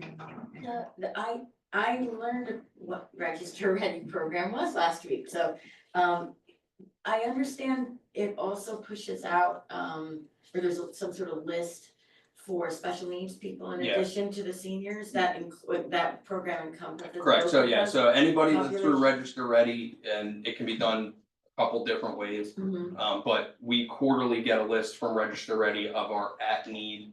So if you are on home oxygen, if you need a ventilator, so if you have a specific need, emergency management is aware of that. So part of our standard operating procedures for OEM, that any power outage that goes past 2 hours, usually my first phone call is to Dave, and he starts calling every cell phone, and then if we have people that don't have cell phones, we physically go knock on their doors and see if they need anything, but that's all done through the Office of Emergency Management. I knew there was a procedure, I just didn't know how it worked. Yep. So you don't necessarily rely on Hunterdon Helpline to do all that work for you every time. No. But if you need to solicit their help to help get the word out a little quicker, Yep. they're willing to do so. Yes, that she was, Susan Lax was more than happy to put her people on that for us. Okay, I really appreciate, the first thing you said was, recognizing that we could, we can do things better, and that's what this is all about, is what can we do better? Because there will be a next time, not necessarily a break, hopefully, well, not that. Well, but and there will what I'll be tell you is I'm some- happy to find, Why can't be just wants it to be in another 28 years to see what Right. we're. Yeah. You know what, though, and I wanna say this, what was the root cause that caused the break to be made? Yeah. Correct?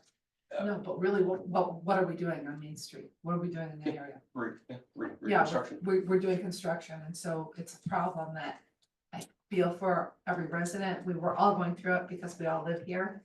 But that's part of making the town better. That's part of roads, that's part of Well, water. in this case, it was operator error. Yeah, So I know, it it's was operator. an unfortunate accident. But to your Well, point, not only that's that, still but part of also- construction, That's yeah. part of progress. Yeah. It is. It Human also error is is a still part bad, of it, bad yes. luck with the timing of the second break, and Yeah. that the timing of the second break, and in full disclosure, Adrian and I were both in a meeting for the parking committee with the mayor, when you ran in and said, Chief, Mayor, we need to talk, so, you know, We know you the were on two it. of us looked at each other, went, And our what's attorney was going the on, phone, right? You said, take your phone. Right, and Chris was on the phone, so, and I don't think there's anything that I could disclose there, that we just happened to all be there, but what we didn't know, and I still don't know, and if this is where my question is leading, is the second break, how was that different than the first break as far as the cause? So it was damaged by the contractor during the reconstruction, but that line did not require to be shut down. They were able to Right. fix that on the fly. And Mike, if you wanna jump in and comment, you know, I'm not, you know, I don't wanna take any away your thunder. The DEP was notified for the second break, the one that happened on Wednesday. That was, we did not need to do another BWA because the first break covered the second break.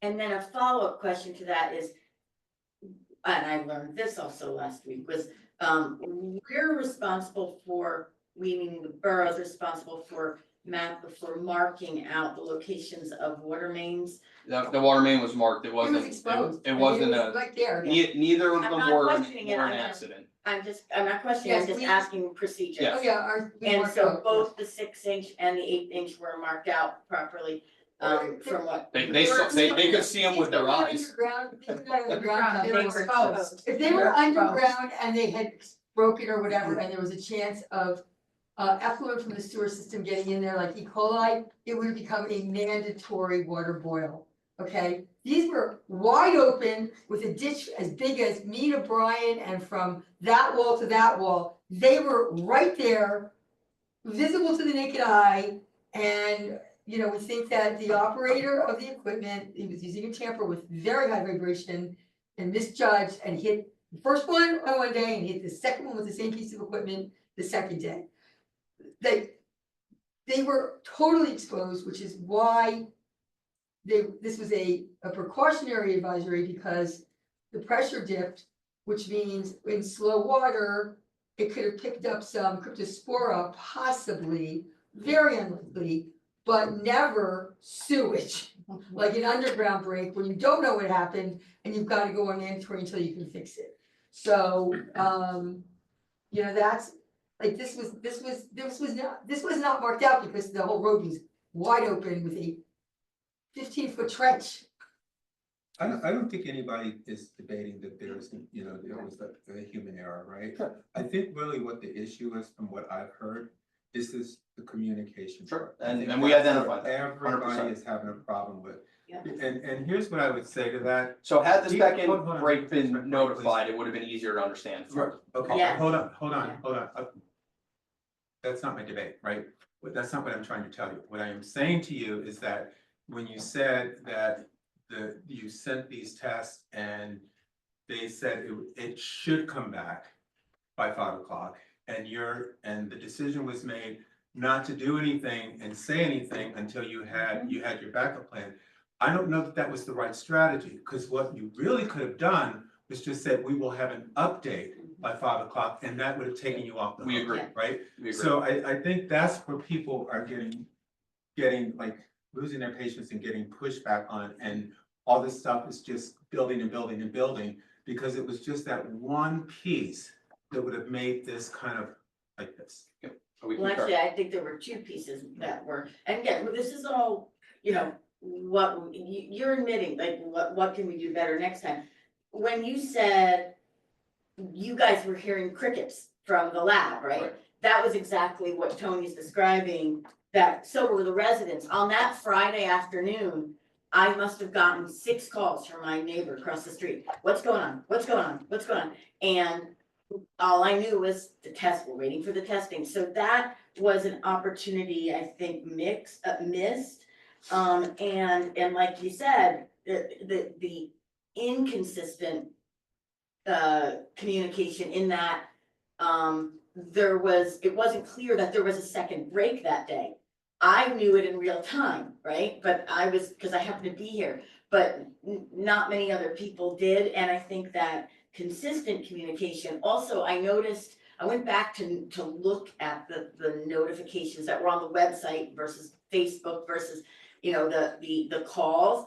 And my husband, I didn't actually hear this, my husband said to me, yeah, they mentioned there was a second break in one of the phone calls. Now, of course, you also recognize there was a problem with that, but there wasn't that mention of the second break on the website or any of the Facebook pages. So that, I think you're recognizing the fact Yeah, the that second break was never in any of the phone calls either, so. it wasn't, and my husband just heard things. The point is, it was confusing, and I appreciate the fact that you recognize it. But people were confused and scared. I also think that I'm sure that you guys interact with your Raritan peers all the time. It sounds like that was Raritan helpful, and that it was clear that there was mixed messages going out from their So community. Raritan And what sent, could they have done to so- help us more? so Raritan sent out their initial message, and then all their secondary messaging was immediately updated with the 3 streets that were involved. Okay.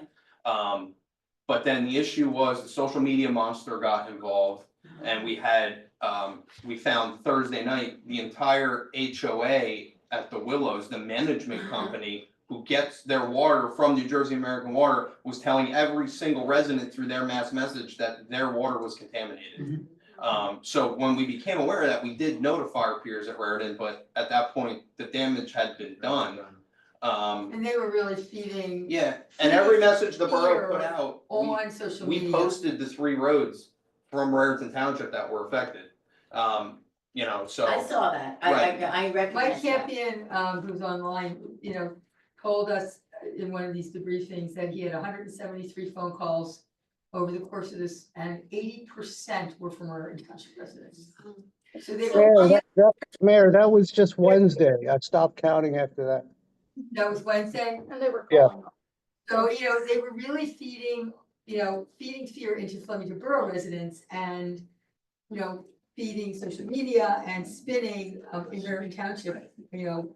So the Well, that's problem. my point is, but we can't blame social media for all our No, woes. but so- What could Raritan have done to help us? So, what we What are did they to fix the problem was we enlisted the help of the county and we blasted out to all the Raritan Township residents on Thursday or Friday morning that it only affects these 3 streets with the use of the county's Everbridge system.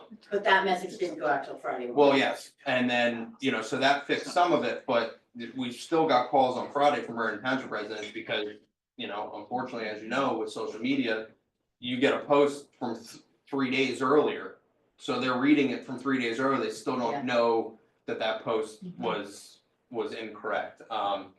So, yeah, that's, you know, part of our after action review brought and established that, and better messaging with Raritan, integration with the alerting system solution I'm gonna bring you will it be able to integrate us with Raritan and the county to prevent incidents like this in the future. But I can unpack all that with you guys later on. Did you, I understand there's actually 3 types of water main break. And you were talking really fast, and then I think Mike might have even mentioned it, but it's a little harder to hear online. What exact type of breaks were there? Because there's different notification requirements, I think, for each type of break. Mike, do you wanna? He might, yeah, that might be more of a technical question for Mike. I don't wanna put you on the spot. Fine. Yeah. No problem.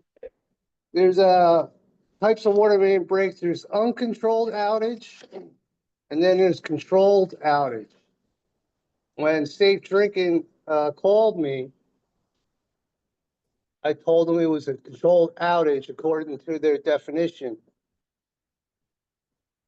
So there's only two types. Oh, okay.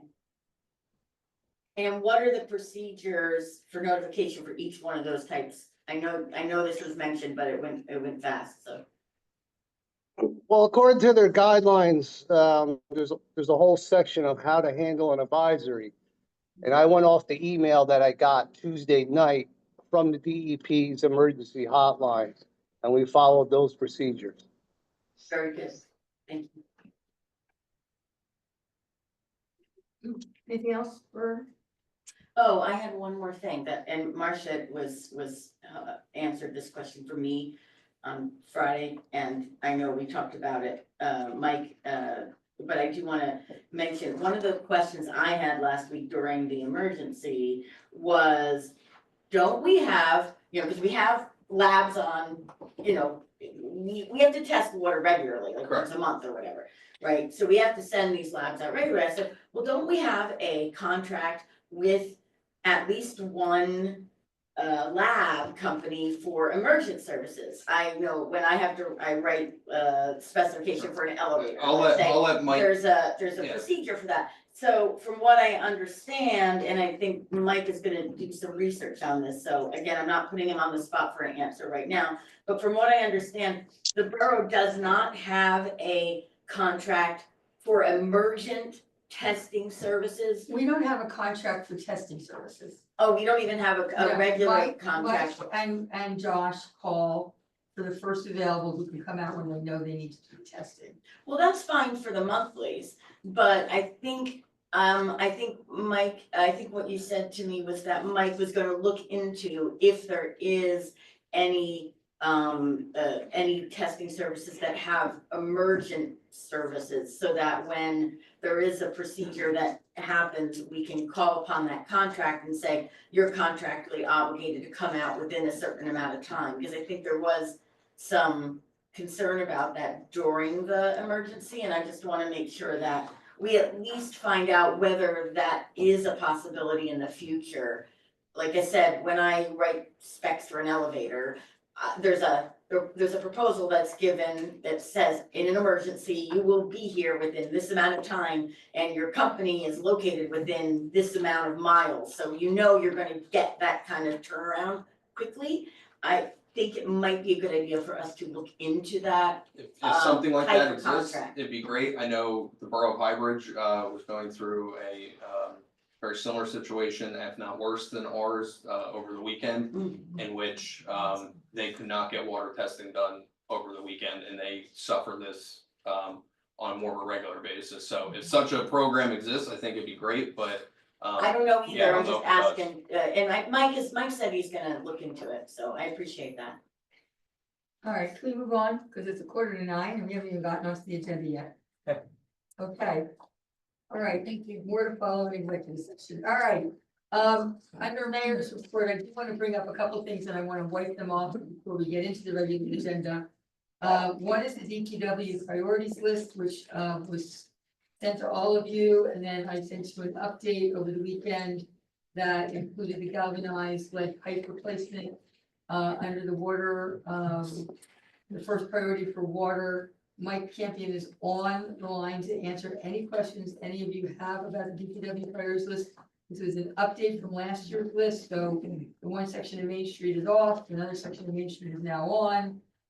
The EPA mandates are, have been moved up as a priority by the water department. PFAS and galvanized pipes and all of that. I didn't have an estimated cost on the galvanized lead pipe. We don't know if Terry Bode is still online because he was working on trying to get us something. Yep. You wanna promote him? No, I thought I saw something. Hi, Terry. You guys take this off of you. So Hi, Terry, do you have everybody. How are you? an estimated cost on the galvanized lead pipe replacements for the town? Yeah, we had sent it to Mike last week. Do you have that at hand, Mike? I have a copy Yes, I do. electronically. Yes, I do. Yeah, Um, go ahead. RVE, did a, estimate for the lead service line replacement. And the total cost was $2.7 million.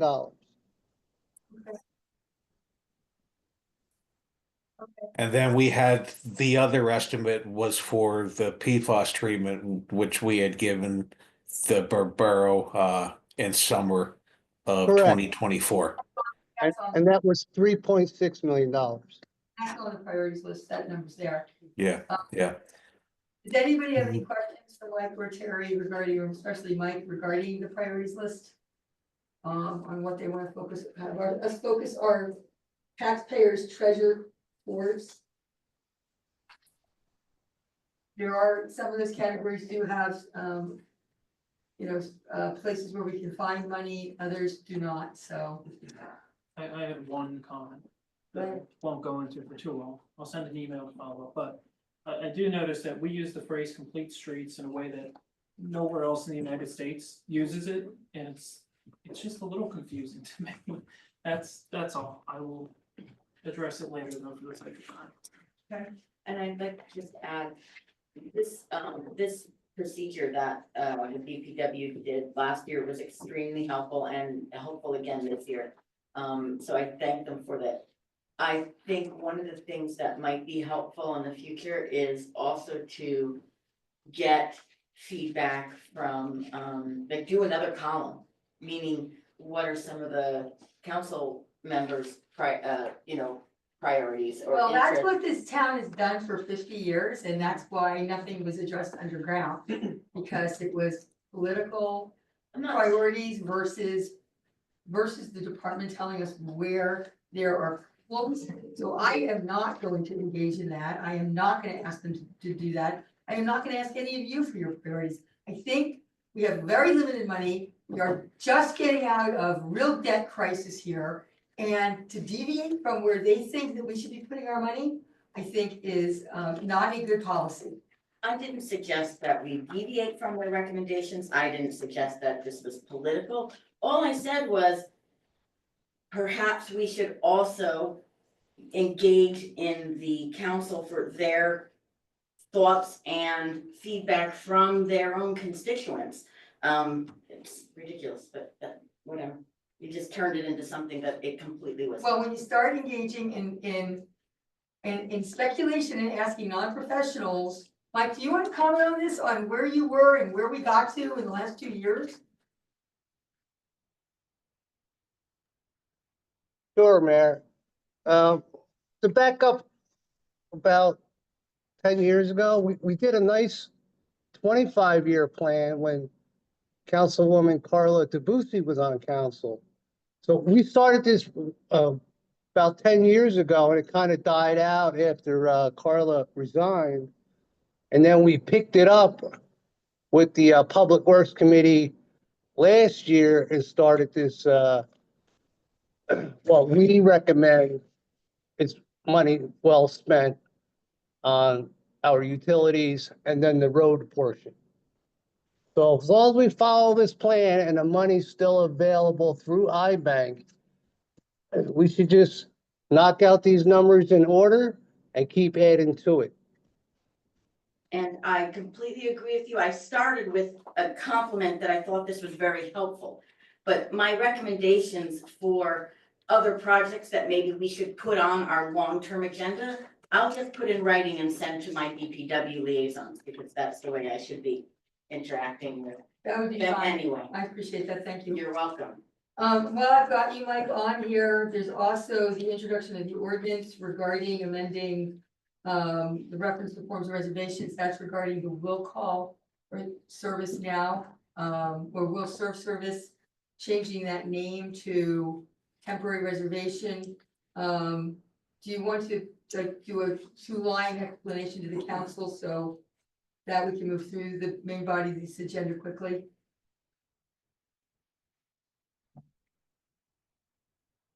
Mike, you're on mute. Sorry, Mayor. It was confusing to the applicants with the will serve. They thought that we would hold the water forever with that title for it. So we just made a minor change. That was it. Okay, unless you clarify to everybody that it's a temporary reservation. And those words appear in the ordinance, which is why this is an ordinance change. We can't just start calling it something different. You're on mute, Mike. Mike? I'm sorry, Mayor, what was that? That the actual words appeared in the ordinance of will serve, which is why we had to do an ordinance change. Correct.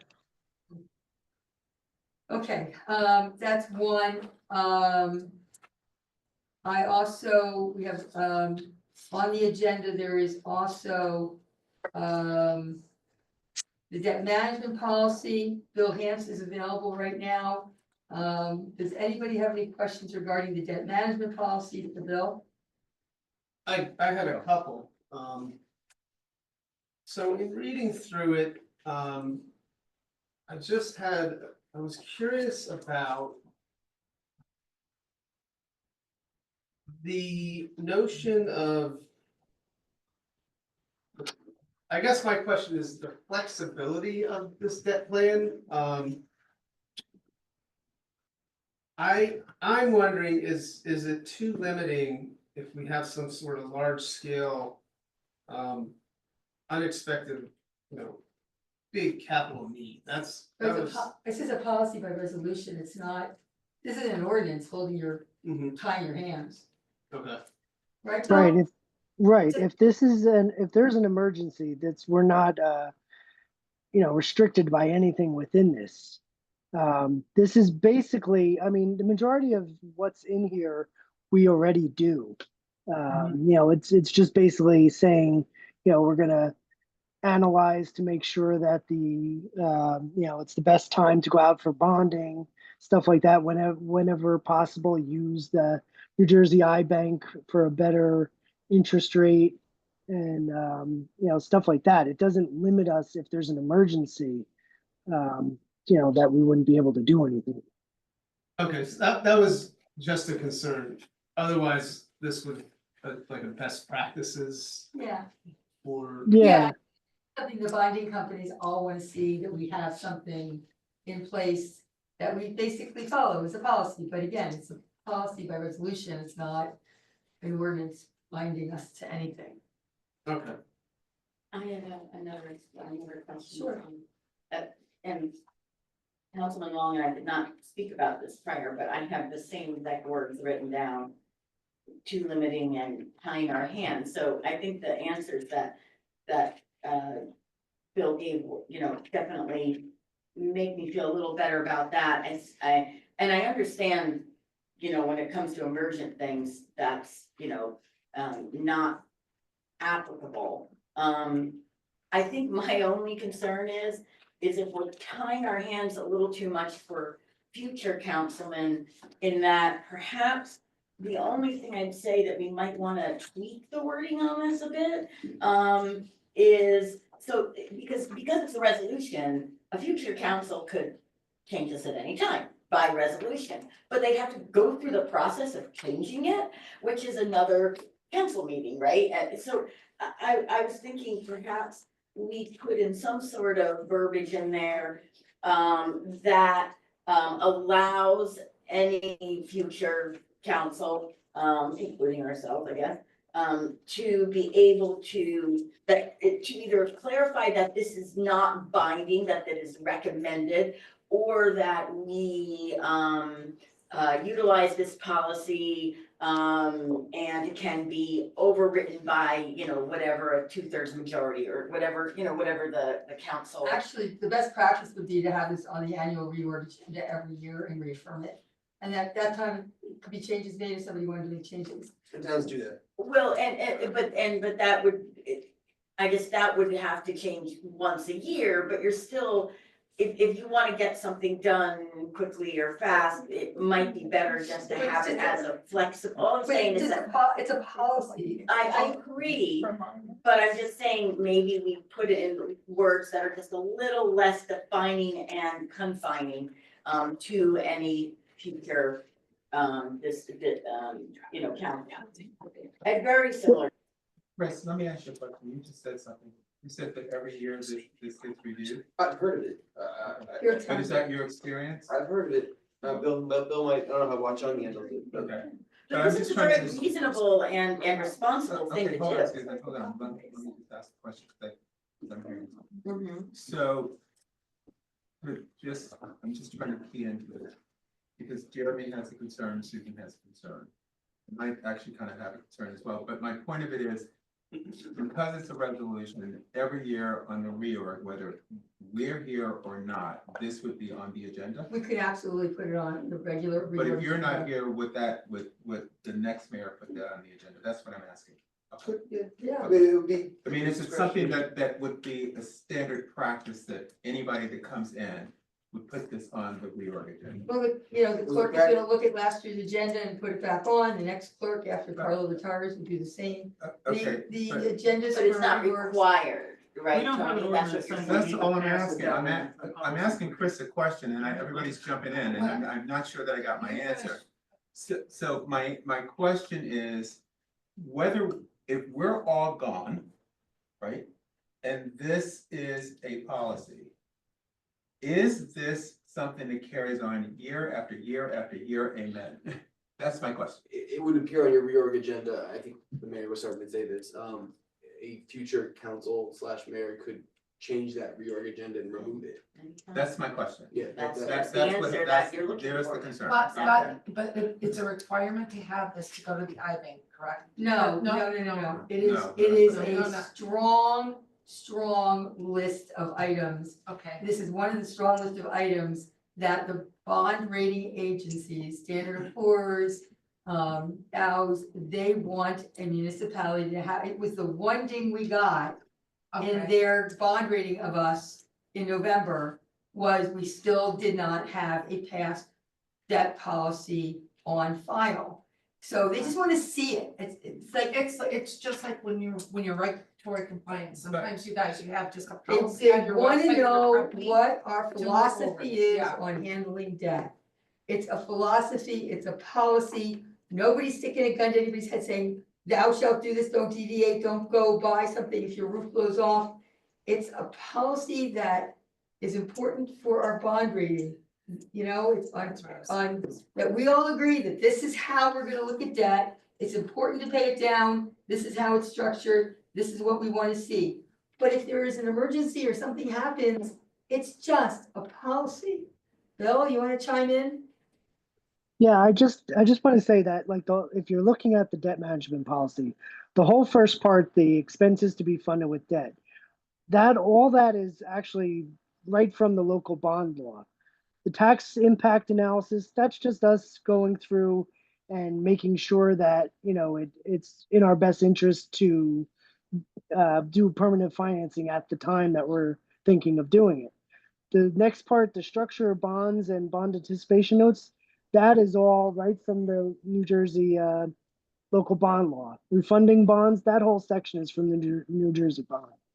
New Jersey I-Bank, that's just in our best interest to go and look for a lower interest rate loan. The only part that's really, I would say, restricting is the debt management plan for current fund, where it says that we limit the annual principal and interest debts to not exceed 2.5 million in a calendar year. Currently, we're at 600,000 in a calendar year, so we're nowhere even near that. And I don't think we ever want to be near that. That's just, so I don't really see it as being too restricting. And like I said, the majority of this comes right from the local bond law. And if, I just want to make sure I interpret it and the public understands, so it prioritizes the I-Bank because if you're gonna be in debt, that would be the place to be in debt with, am I understanding? So you get a better interest rate to them than we could going out for financing ourselves. Plus, they usually have principal forgiveness where we could get potentially up to 100% of the principal forgiven. So we would basically have zero debt to pay. So that's why we always try to go them to get the grants first. Thanks. Is there a way that we could add a line at the end that just reiterates that this is not binding policy and can be adjusted at any time? I think that would weaken it for the bond rating companies. I don't know why that would be necessary, honestly, to put something like. Or maybe ask our bond attorney their opinion on that? Bill? I mean, I guess we could ask them. Yeah, I don't know what she would say, but we could ask her if that's what you want to do. I'm just throwing it out there, you know, we have a bond attorney I just for a think this reason. is totally overkill on that policy that our rating agency wants to do. Fran, you look like you can say something. I mean, no, I don't think we need to change it, like, it's not an ordinance, there's no ordinance saying that we need to pass this every year. We could do this once and honestly forget about it forever, probably. Well, our We just- municipalities do. You know, like, if for some reason we wanna go back and change it in the future, there's nothing stopping us from doing exactly the same thing again. Rewriting it, passing it again, and that'll be the end of it. I Yeah, don't if think we it needs wanna, to be rewritten at all. like, I agree. that's what I mean, like, it. Yeah, I agree with that. I don't think. it If needs to this be will rewritten. give us a more favorable credit rating from, you know, wherever. And maybe reduce a point on interest or something. I agree. I don't know if I we'll do absolutely that, agree but with it's that. it's something they absolutely look, I mean, They want it. they want it. I They agree, want it. I agree that we don't need to touch it. I do agree that we need to revisit it every year, just so that it reminds We'll put everybody. it on And the it just, agenda, it right? should be on the agenda on organization, because this is one of those things of business as usual, right? And so you don't sweep this under the table and in 10 years from now, everybody goes, oh, I didn't realize that this existed. That's what I happens. personally think having this on the agenda every year at the org reaffirms and puts it front and center to the council and to the taxpayers that we take debt seriously this time. Agreed. Look, like I said, I feel it's responsible and not an unreasonable policy. I just wanted to make sure that none of us have a crystal ball, and I just wanted to make sure that we have as flexible as, you know, possible, language in there. It's fine with me. Okay, so we're good on this, because I have a couple more. For Mike Campion, I just want to discuss resolution 2025-34, which is awarding the emergency water repairs. You know, I think the council knows, but for the public, while this road has been open, where the other two breaks were done by accident, there was an old cast iron water main that has been exposed, and it does not have emergency valves on it, and while it's there and open, while the road is open, before there are leaks, and that we then have to reopen a brand new road on, the DPW is requesting that we do this emergency replacement of this cast iron pipe and put in the valves that would allow us to shut off this main. Anything you want to add, Mike?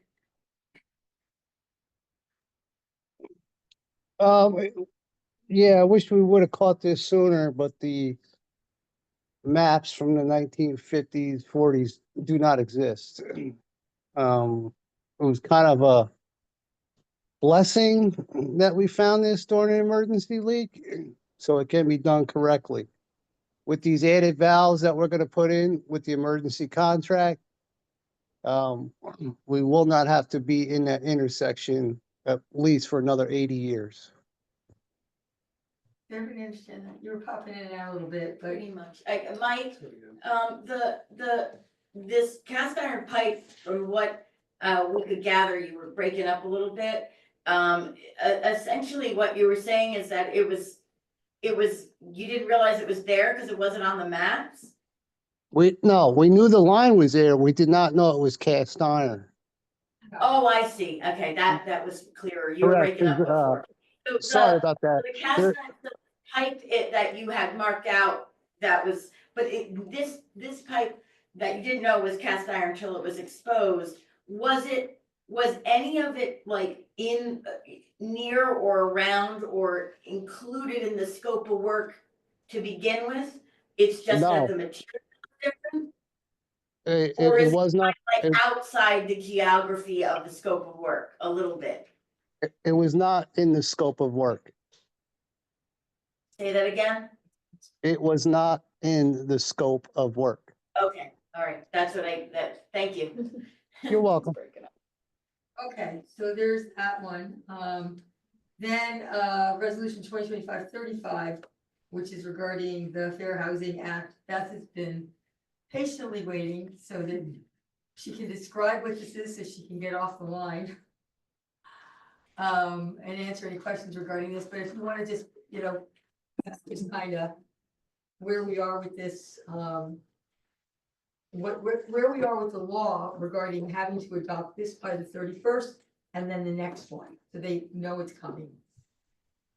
Okay, so folks, we are starting the 4th round of affordable housing, and what that means is we're beginning the process of setting the obligation, which is what this resolution is for this evening. And then the next phase, if you think about this in 2 phases, the next phase is really about what are we going to do to meet the obligation? So there might be a lot of questions swirling around about where the affordable units are going to be located. Is this going to require changes to zoning, etc.? Those are great questions, but I would ask you to just hold them until we get to phase 2, because the task for this evening is to fulfill the Fair Housing Act's requirement that municipalities adopt a resolution by January 31st if you want to participate in the program. And I would strongly recommend that you do. Participating in the program means that ultimately you'll go through this process, you'll have a housing element approved, but the real purpose in doing so is that you're going to gain immunity from builder's remedy litigation or immunity from exclusionary zoning, and that's fantastic. We want that immunity. That means that we're going to be able to maintain control over zoning rather than having a developer come in and leverage the affordable housing laws in the state in order to gain zoning that we might not otherwise be inclined to give them. So that's why I recommend Flemington, to be clear, continue to participate, because you guys have been participating in the affordable housing process, getting your plans approved for at least decades at this point, pre-2000, I believe.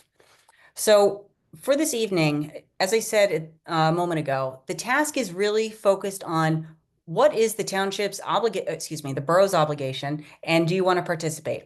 By passing the resolution and then taking the necessary steps, which is not for governing body, but I'll work with Carla and Chris to have the documents uploaded to the court program that's going to oversee this, etc. But by adopting the resolution, submitting the resolution, etc., that's really your mark of participation in the process. So that's very easy. The second component is what is the... I'm sorry, if this is passed tonight, are you the one who sends this into the state? I can be. I figured Carla and I will work that out. It's very simple. You're just uploading it to the program. If you guys want to send me the adopted resolution, I'm more than happy to do that. I want to know how it gets transmitted. That's fine. Yeah, it just gets uploaded to a website. I've done that. I'm happy to handle that for the borough if it makes it easier for everybody. I think he already has emailed Carl about it today, Okay. but Beth can also Was do it. that Alex? It was Alex. Okay, so many people email me. Okay, Beth can also do it. I'm sorry, So Beth, go ahead. do it. Second part. Okay, so second part is what is the borough's affordable housing obligation? There are 2 components to your affordable housing obligation very broadly. The first one is what's referred to as your rehabilitation obligation, sometimes referred to as your present need, but it's basically it's an estimate based on census data of what is the number of substandard units in the borough that are also occupied by low and moderate income households. The second component is referred to as a new construction obligation because it's typically satisfied through new affordable housing units rather than through rehabilitating, like the rehabilitation program. Now, this resolution only needs to address your rehabilitation obligation.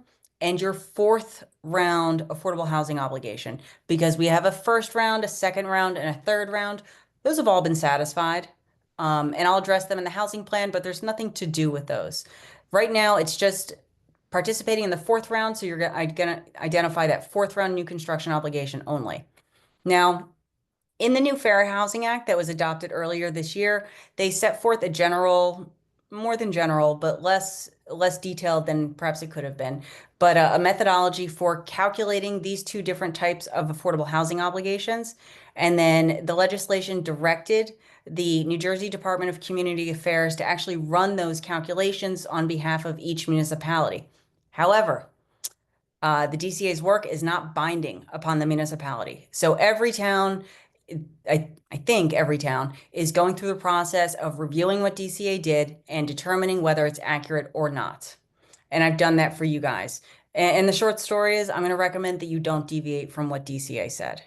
So with that little bit of background, let me go through these two numbers for you guys. First, starting with the rehabilitation, that number is 74 units. And so that means that looking at the census data, the calculation results in there being, or suggests that there are 74 housing units in Flemington that are substandard, which might be incomplete plumbing or overcrowded. So substandard and occupied by low and moderate income households. I do not recommend that you deviate from the DCA number because of the way in which they set forth how that's supposed to be calculated. That obligation is really quite prescriptive. Now, that said, if there are folks that think that 74 is too high for the borough's housing stock, we can do an adjustment to that later, and that is specifically in phase 2 when we do your housing plan. This is just, did DCA calculate the number correctly? My recommendation, my findings are that yes, they did, and I recommend that the borough cite the 74 unit rehabilitation obligation. The second number, or the second component, is that fourth round new construction obligation. That calculated number is 25 for the borough. And that number has been subject to a lot more scrutiny. There's a lot more opportunity for interpretation. And as I go through Flemington's data, each step that the DCA did, there's really one part that is, I think, subject to interpretation and maybe poorly done by DCA. And so in Flemington, what that means is they have a number of properties or pieces of properties that are in the flood hazard area that they've identified as contributing towards the developable land in the borough. I personally think, and professionally think, that land in the flood hazard area does not belong in a developable lands calculation. However, as I go through the data and start to eliminate all of your flood hazard areas from this DCA calculation, the resulting change to your obligation is absolutely nothing. If I take out every single bit of flood hazard area in the borough, your obligation remains at 25. And that is because, quite frankly, DCA did not identify a lot of vacant land in the community. So, 30% of a small number is still a very small number, essentially. And so as I rerun the calculation, looking at lands to potentially eliminate, your obligation remains at 25. As a result, I don't recommend that you challenge or object to the DCA number. Just simply accept it, because there's simply no benefit to going through what would be a longer process to argue about the obligation. So in closing, I recommend that you adopt the resolution. Please adopt the resolution tonight so that you can participate in the process and maintain immunity from builder's remedy, and that the resolution cite a 74 unit rehabilitation obligation and a 25 unit fourth round obligation. Anybody have any questions for Beth? Yeah, not that it probably matters, but the numbers are mixed up and conflicting in two spots. In one space, it says 25 units of present need and 25 units of prospective need in the resolution. We can get that. I'm sure we can get that fixed. And prospective need is new construction, correct? Yeah, so they talk about, they refer to as new construction, and it's the prospective obligation intended for what is going to be the fourth round from 2025 through 2035.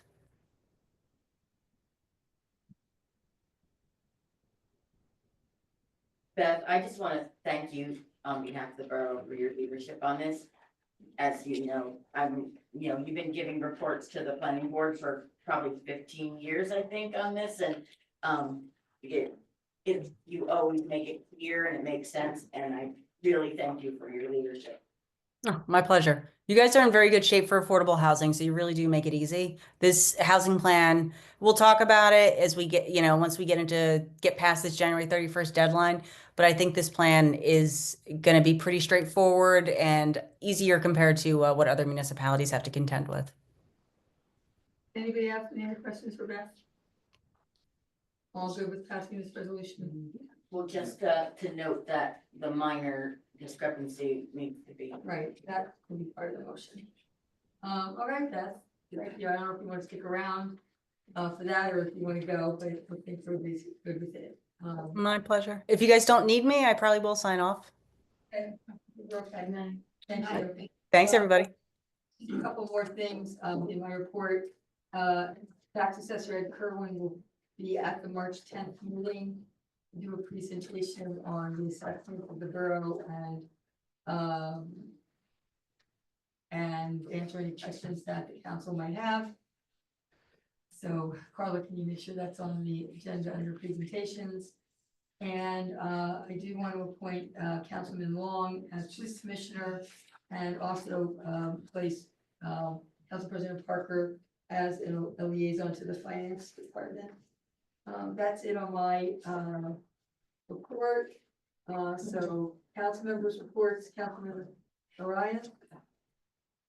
Yeah, so just on HPC, I really got too much. We just had the New York meeting on the 15th. Application for construction of picket fence at 38 East Main Street was approved to be sent out. And yeah, committee's also focused on recruiting houses. This is not enough to have a tour. And next meeting is on February 19th. And that's my report, yeah. Councilman Long. Yeah, and thank you very much for the Mr. Jones. Looking forward to it again. I'm gonna condense my report a little bit. The fire department has a brand new chief, Rob Skank, and if you don't mind, Rob, say, come on, say hi. Fantastic. Yeah, I just if I could express my gratitude to the council and to the community for your continued support of our organization. We really appreciate it. If I can say one thing, just the hardworking guys next door, really proud to be their representative here tonight. They do an incredible job for our community, and so their efforts certainly deserve to be recognized. Other than that, if anybody needs anything from me, my email address is chief49@flemingtonfire.org. Our human resources are our greatest asset. They're also our greatest need. So if you're interested in becoming part of the Flemington Fire Department, we do have applications on our website, flemingtonfire.org. If you have any questions, again, you can email me. Be happy to talk with anyone if they have an interest. So as Councilman Long spoke about, we do have a new aerial coming this year. I think that's the biggest thing. We're going to Wisconsin next month to do the final inspection on that. And yeah, that's it. Thank you. Too bad they don't build them in Hawaii, right? Yeah, right. Okay. Nothing wrong with Wisconsin. All right, thanks, Father. Rescue squad, I'm gonna have more to report next time, but since our previous meeting was strictly reorganizational, I did hold off some of the December numbers along with the 2024 stats. Just real quick, the rescue squad responded to 294 emergency calls during December of 2024. Of those 295, 50 were for the borough. Sorry, what was the number for the borough? 50? 50. 2024 totals, the rescue squad made 4,023 vehicle responses, and that was up 6.10% compared to the previous year.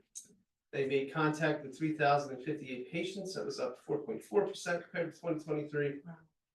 2,365 of those patients were transported to medical facilities by squad ambulances, up 5% compared to the previous year. Last year, volunteer members provided 13,076 hours of duty crew time. with their paid staff contributing an additional $20,278. I'll talk more about the community engagement work I'm kind of opening up, just in the planning initial phases. Spring is my target, looking to spring into action, so to speak. So I'll have more to say, so stay tuned. That's my report. Thank you. Councilwoman Engelhardt? Thank you. I wanted to, number one, thank all of the employees that joined us on Saturday, off hours, on our council retreat. Really, really appreciated all of your time. Specifically, I wanted to thank, Chief, for his really great explanation, to me and the rest of the council on, just the procedures, about how, the concerns of the community are being addressed when it comes to the federal government's new immigration policies, I guess, for lack of a better word. Particularly just the it was really clear, and I really appreciated your feedback on that. And I know that you guys are going to be putting out some sort of statement, but I did want to kind of just reiterate that what made me feel better on Saturday was when you explained that there are protective laws in place in the state of New Jersey that basically don't allow the federal government to deputize local hardworking law enforcement officers to do anything that we wouldn't want you to do. I really appreciate your leadership on that, and looking forward to seeing that statement. And I want to also thank Councilman Arias for helping you with that statement as well, and being involved in that process. Number two, our code enforcement officer, Dave Giuliani, is in the audience, so we've had a lot of good conversations.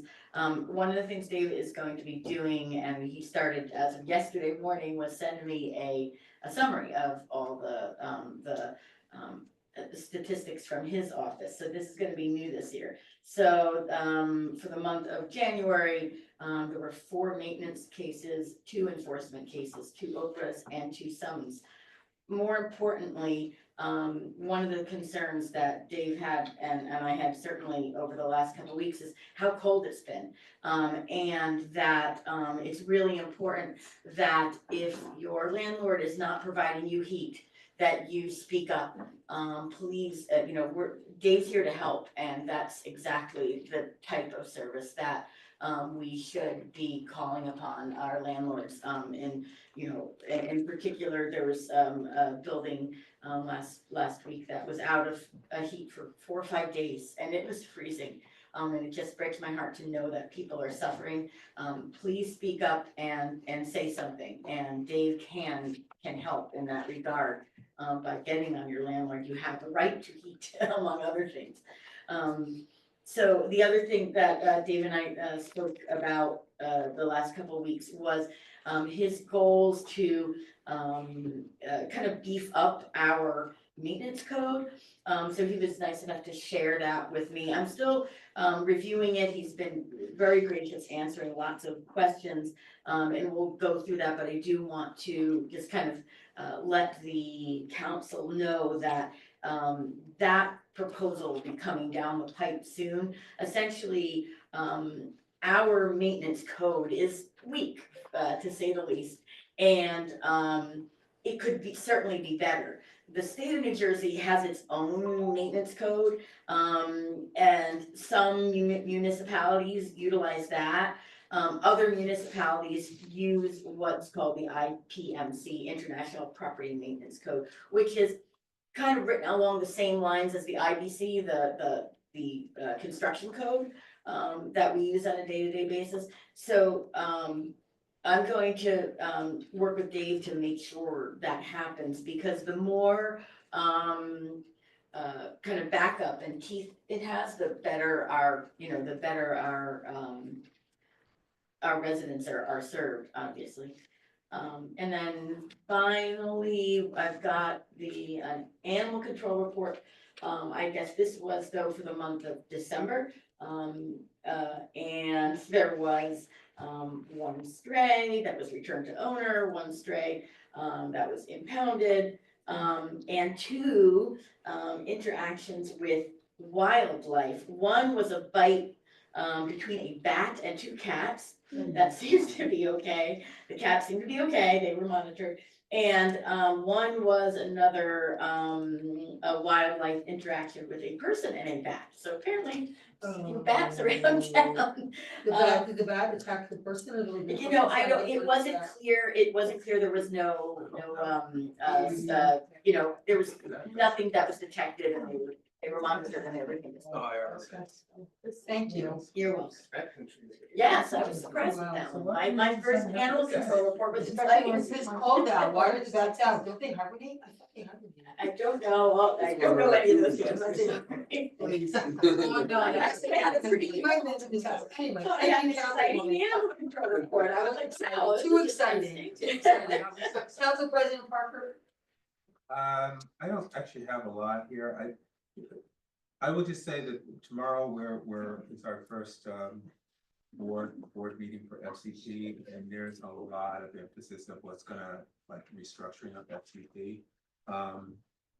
And a lot of focus on the businesses this year. You know, one of the things I had said is that my focus is gonna really be on businesses and get them involved in the community and let them know that we're here, and personally go around and introduce myself to the businesses. I actually have a agenda, and I asked for the, did you send that, by the way?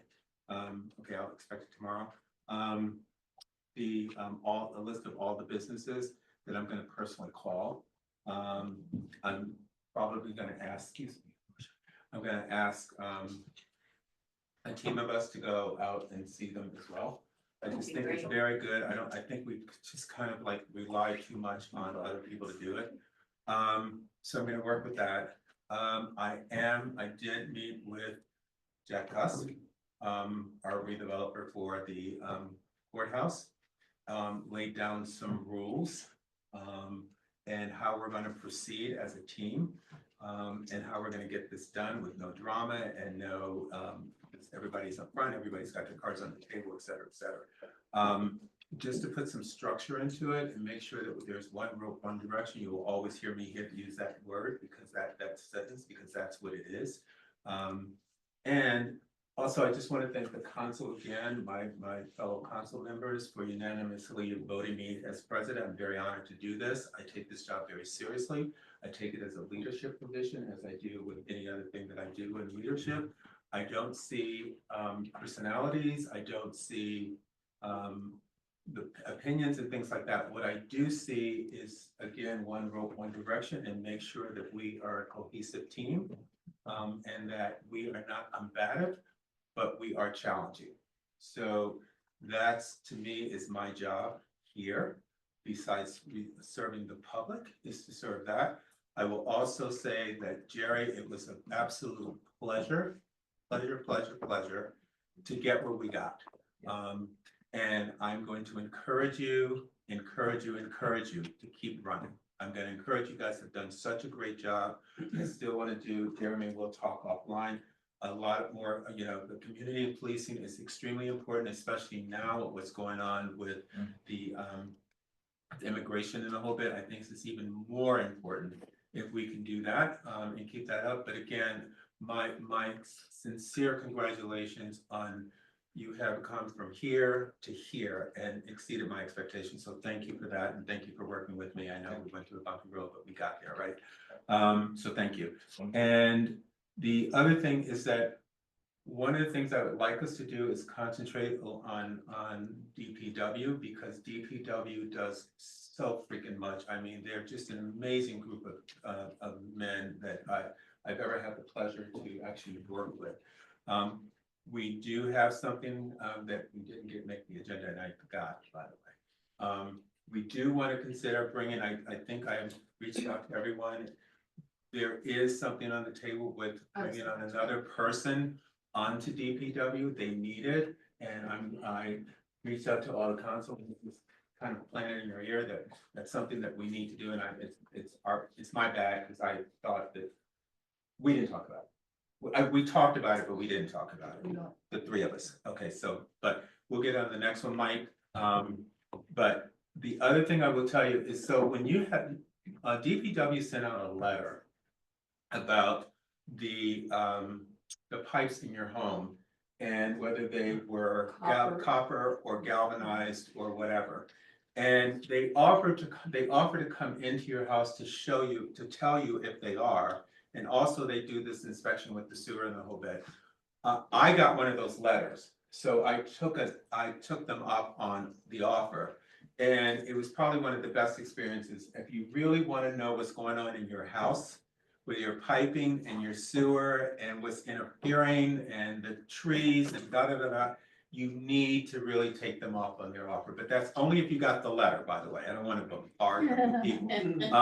If you have that letter, I'm going to ask you to take it very seriously, because it can save you lots of money or it can cost you lots of money. So I would ask you to be proactive. Where did they run the camera from?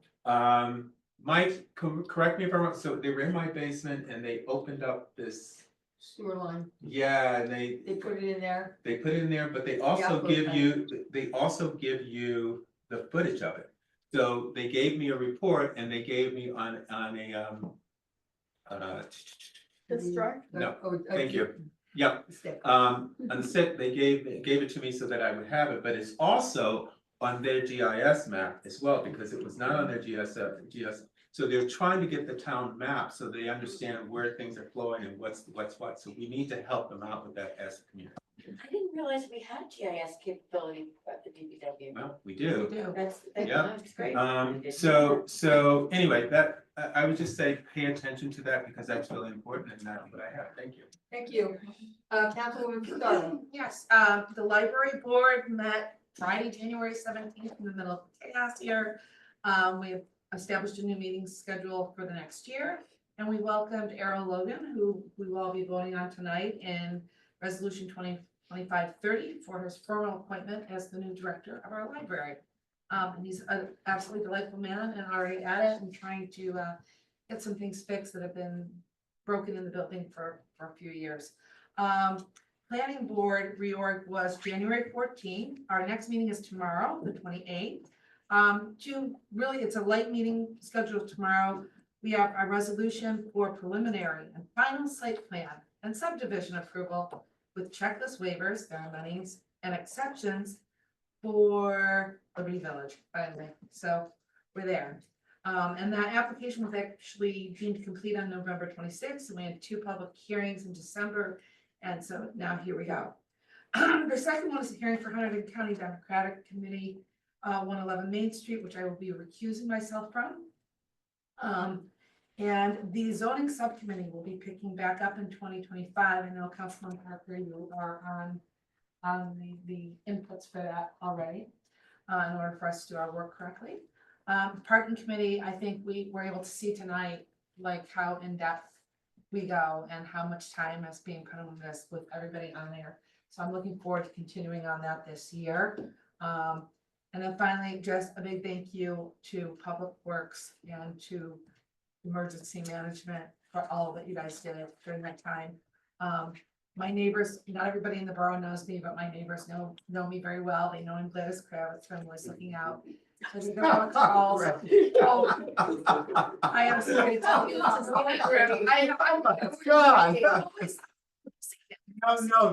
Gladys, it's the whole idea of it.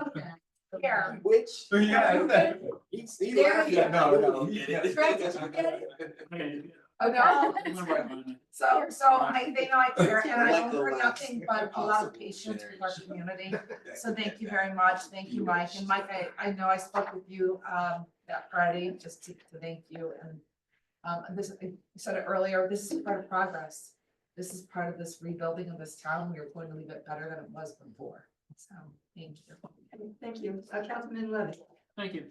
Environmental Commission will have its first meeting of the year here in Borough Hall on Monday, February 3rd at 7 p.m.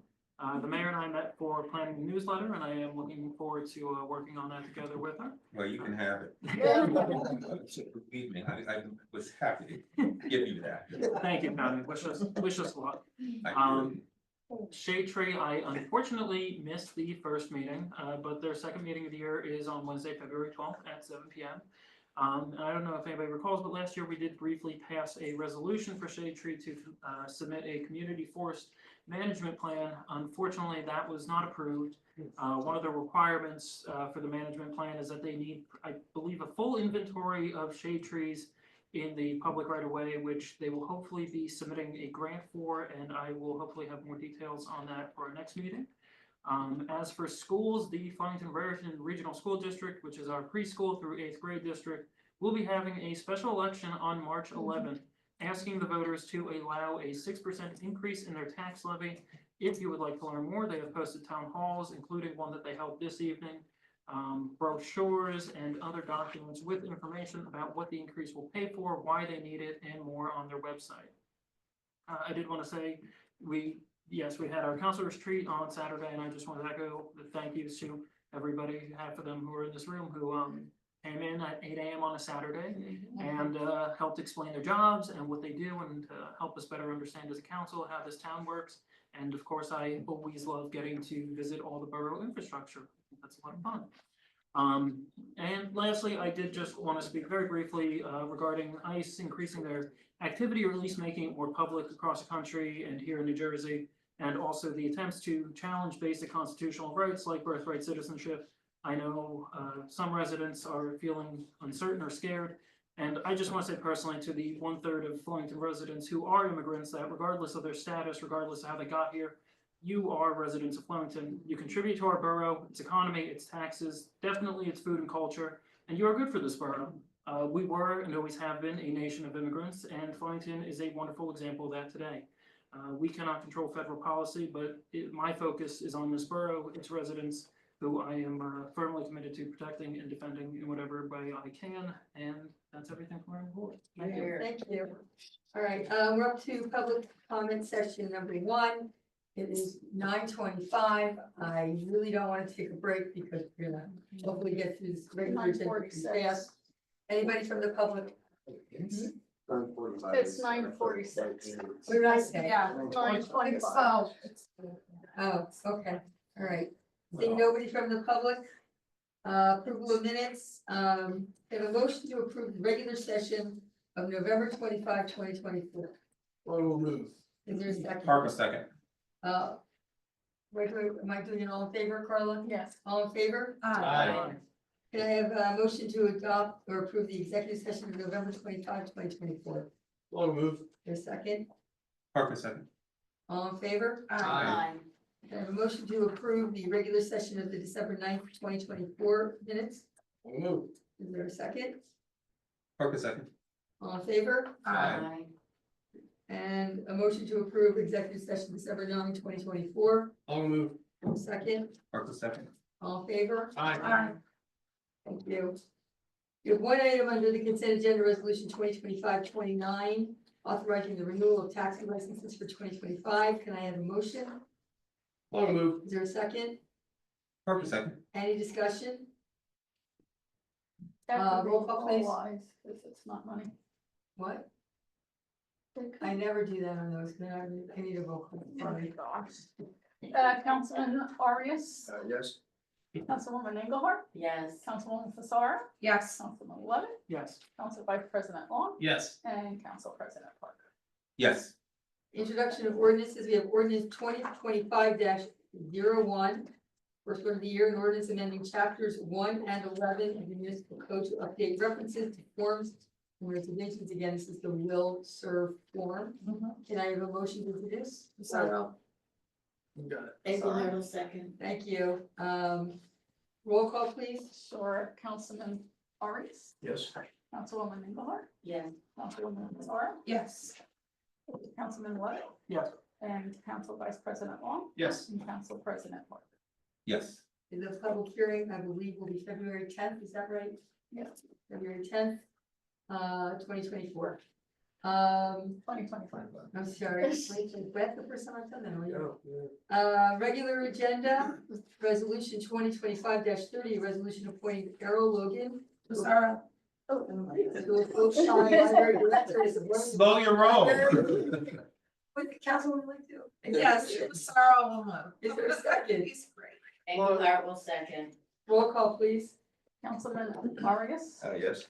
Councilman Engelhardt, Yes. Councilwoman Fasara, Yes. Councilman Levitt, Yes. Council Vice President Wong. Yes. And Council President Parker. Yes. Resolution 2025-31, resolution hiring Mike Simco as the backup operator for the Flemington Borough Water Department. Engelhardt will move. Is there a second? Parker second. Any discussion? Roll call, please. Councilman Arias, Yes. Councilwoman Engelhardt, Yes. Councilwoman Fasara, Yes. Councilman Levitt, Yes. Council Vice President Wong. Yes. And Council President Parker. Yes. Thank you. Resolution 2025-32, resolution approving a debt management policy. Is there a motion? Laura move. Is there a second? Sarah will second. Any discussion, further discussion? Roll call, please. Councilman Arias, Yes. Councilwoman Engelhardt, Yes. Councilwoman Fasara, Yes. Councilman Levitt, Yes. Council Vice President Wong. Yes. And Council President Parker. Yes. Thank you. Resolution 25-33, resolution approving Sean Armington's accumulated leave pay. Sarah will move. Is there a second? Parker second. Any discussion? Roll call, please. Councilman Arias, Yes. Councilwoman Engelhardt, Yes. Councilwoman Fasara, Yes. Councilman Levitt, Yes. Council Vice President Wong. Yes. And Council President Parker. Yes.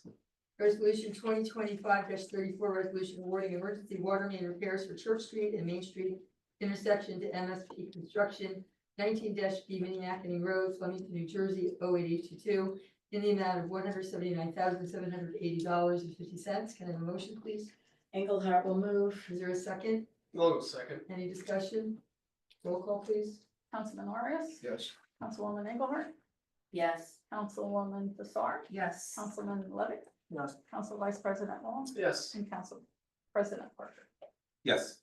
Resolution 2025-35, resolution pursuant to the amended Fair Housing Act, committing the borough to round for present and prospective need, affordable housing obligations.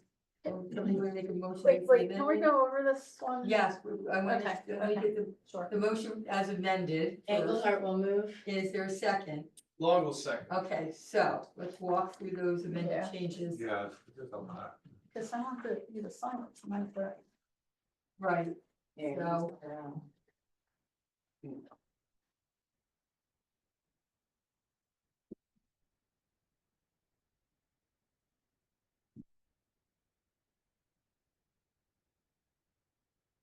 move it on, Chris. I'm with you, whatever. Right. Be a motion as amended, so. Motion is amended, but she wants to get this signed out. So. I think, let's see, the whereas clauses. Amended FHA, whereas TCA, BCA, so first one would be under the. 1, 2, 3, 4, 5, 6, 7, whereas clause. The DCA report calculates the borough's around 4 obligations as follow. Present need or rehabilitation obligation of 74 units, that's correct, and a prospective need or new construction obligation of 25 units, that's correct. Look on the next one. Next page. Whereas in light of the above. So the second, whereas plus from the bottom of page 2, whereas in light of the above, the mayor and borough council find that it is in the best interest of the borough to declare its obligation in accordance with resolution and commits to its fair share of 74 units of present need and 25 units of prospective need. So they just have to flip those numbers or flip the names, your choice. now I'll put the numbers Okay. Also. And then the last page. Oh, Now, the last it's just also on the. I'm having trouble getting to all. The second part of the something, you flip it again, so you would. The number 2 of the therefore is resolved. Just number move that 2. as amended, someone just ask for a motion to move that as amended there. I already have the motion as amended and seconded, but now we've got it all clarified. Wait, so Paragraph number 2, Two. under now therefore be resolved, the borough hereby commits to a round 4 present need obligation of 25 units. No, no, this is right. We should just change the name. Present need obligation is fine of 74. That paragraph's right. And Oh, it is? prospective need of 24. Yes, Okay, so you can sign this page, present need and rehabilitation are the same thing under code. but I'm just saying you could sign this page now. I could, Yeah, and and like this is easier just last tomorrow, I one. could do that. And then I'll just fix page 2 and I can do. Okay, yeah, only page 2. Just the second page is wrong. Correct. Okay, Thank you for So- catching that. Right. we have the motion, we have the second. I need a roll call, please. Okay. Councilman Arias, Yes. Councilwoman Engelhardt. Yes. Councilwoman Fasara. Yes. Councilman Levitt, Yes. Council Vice President Long. Yes. And Council President Parker. Yes. Great, thank you. We have no work session, public comment session number 2. Anybody from the public or online, is nobody online? Wishing to Nope. say 2 minutes. I'm gonna come really quickly and just give good news. Oh, well. Paul. Forget about the really quick You're plugged in. part. But I still have good news, which is that, we, Robin Lapidus, FCP, we have 5 new businesses that have asked us about sign grants. So that's really good news. We have, Romitos, which is opening, on Main Street, which used to be the Democrat headquarters. There's going to be a retail shop there that is owned by Norma Ryan, who's on our board, and also owns Echelon. So we're What's the new store name? Momitos. What's it going to They be? came in today. Yeah. So we're seeing the needle move. But what is it and- gonna be? She asked. Oh, I'm sorry, Retail. I didn't hear you. Yeah, It is retail. going to be retail and clothing and jewelry and accessories and gifts. Okay, so clothing, Yes. jewelry. Yes. Okay. And she sells a lot of that stuff in her salon, so she wanted to have her own retail shop and they bought that building and it's great. It's another business that started renting in Flemington and has been able to buy properties and develop new businesses. So we're excited about that. The Groovy Collective is a So new excited. shop moving into the La Petite Royale shop, which we're sad to see go, but this is a great transition that I think will bring a lot of energy. The woman who owns the shop is young, she's got a lot of energy and I think. What kind of shop? It's vintage, secondhand clothing and accessories from the 60s, 70s and the 80s. Yeah. I cleaned out my closet. In addition, there's a new chocolate shop, chocolate and coffee. coming. Yes. Oh, I'm out. Yes. It's coming to Dave Hayes' wonderful space between River Valley Realty and Dave's Cordes and Hay Title Lending Company directly. That's a Something great against location we have for a nothing chocolate coffee store. Yeah. Very excited. I Where remember the you old did police like station. the mayor Yeah. council to the grand opening. Adrian, See where let's see what. In addition, not yet. They just got in there today and we haven't met yet, but we're meeting soon. But this is the good news section. We also, Red Vanilla has been sold and a market is moving into Red Vanilla. There may be several markets that move in, but we're of the understanding that the Latino mini mart is moving into that location and there's space for additional markets. But he's already in there giving you a lot of information, Dave.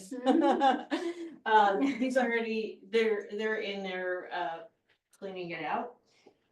There's also and clearly Millie's is working really hard. And their story of their construction process has been really great. In addition, there have been a number of office buildings that have sold in the last 2 months to one person, including 151 Main Street, and our barn where we store everything has also been sold. So there's new owners and there's a lot of movement, which we're really excited to see. And some, we've had a better time getting some of our businesses approved through zoning. We've had a much easier time getting signs through to completion, so it's a positive change and a positive message. And then I just have to say thank you to the police, because I stopped to ask if one of the signs that was saying that there wasn't any through traffic could say only local traffic, and we made it work. And we're happy to, where we can, purchase some new signs to make it seem less, to say that businesses are open during construction, because this is such a long haul of construction. I know that some signage is legally bound and had to be authorized at the beginning of the project, but I think there's other things we can do. But thank you for being so helpful. I did spend morning with the DPW trying to remove Christmas, and they are fabulous.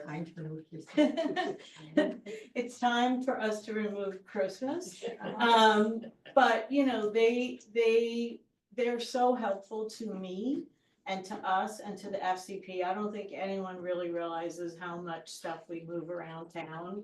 And it's all going back in the barn, and we had a great holiday season. But I really appreciate the teamwork, and that's it. Thank you. Thank you. All right, anybody else from the public? Seeing none. Payment of bills, authorizing payment of bills in the amount of $6,468,430.08. Can I have a motion, please? Is there a second? Mark, a second.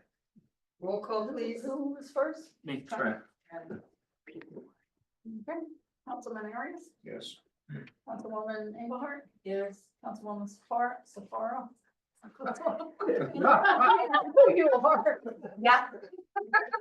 You. Wait. Council Vice President Wong? Yes. And Council President, Yes. All right, we have an executive session tonight, under public safety. Could I have a motion to move into the executive session? There will be no business taken afterwards, no action taken after the executive session. Yeah, so I need a motion first. Yes. Is there a second? Love made the motion Will second. and a second, all in favor? Aye. We'll take a break for 5-6 minutes. Based on that clock, we'll take a break till 10 o'clock, Borough Hall, wrong time. Yeah. Okay, we're back in open session, there's no additional business, can I have a motion to adjourn? Second. All in favor? Third. Hi, there's a word of this, I mean, the cast iron, I think, music, and all this. Oh, no.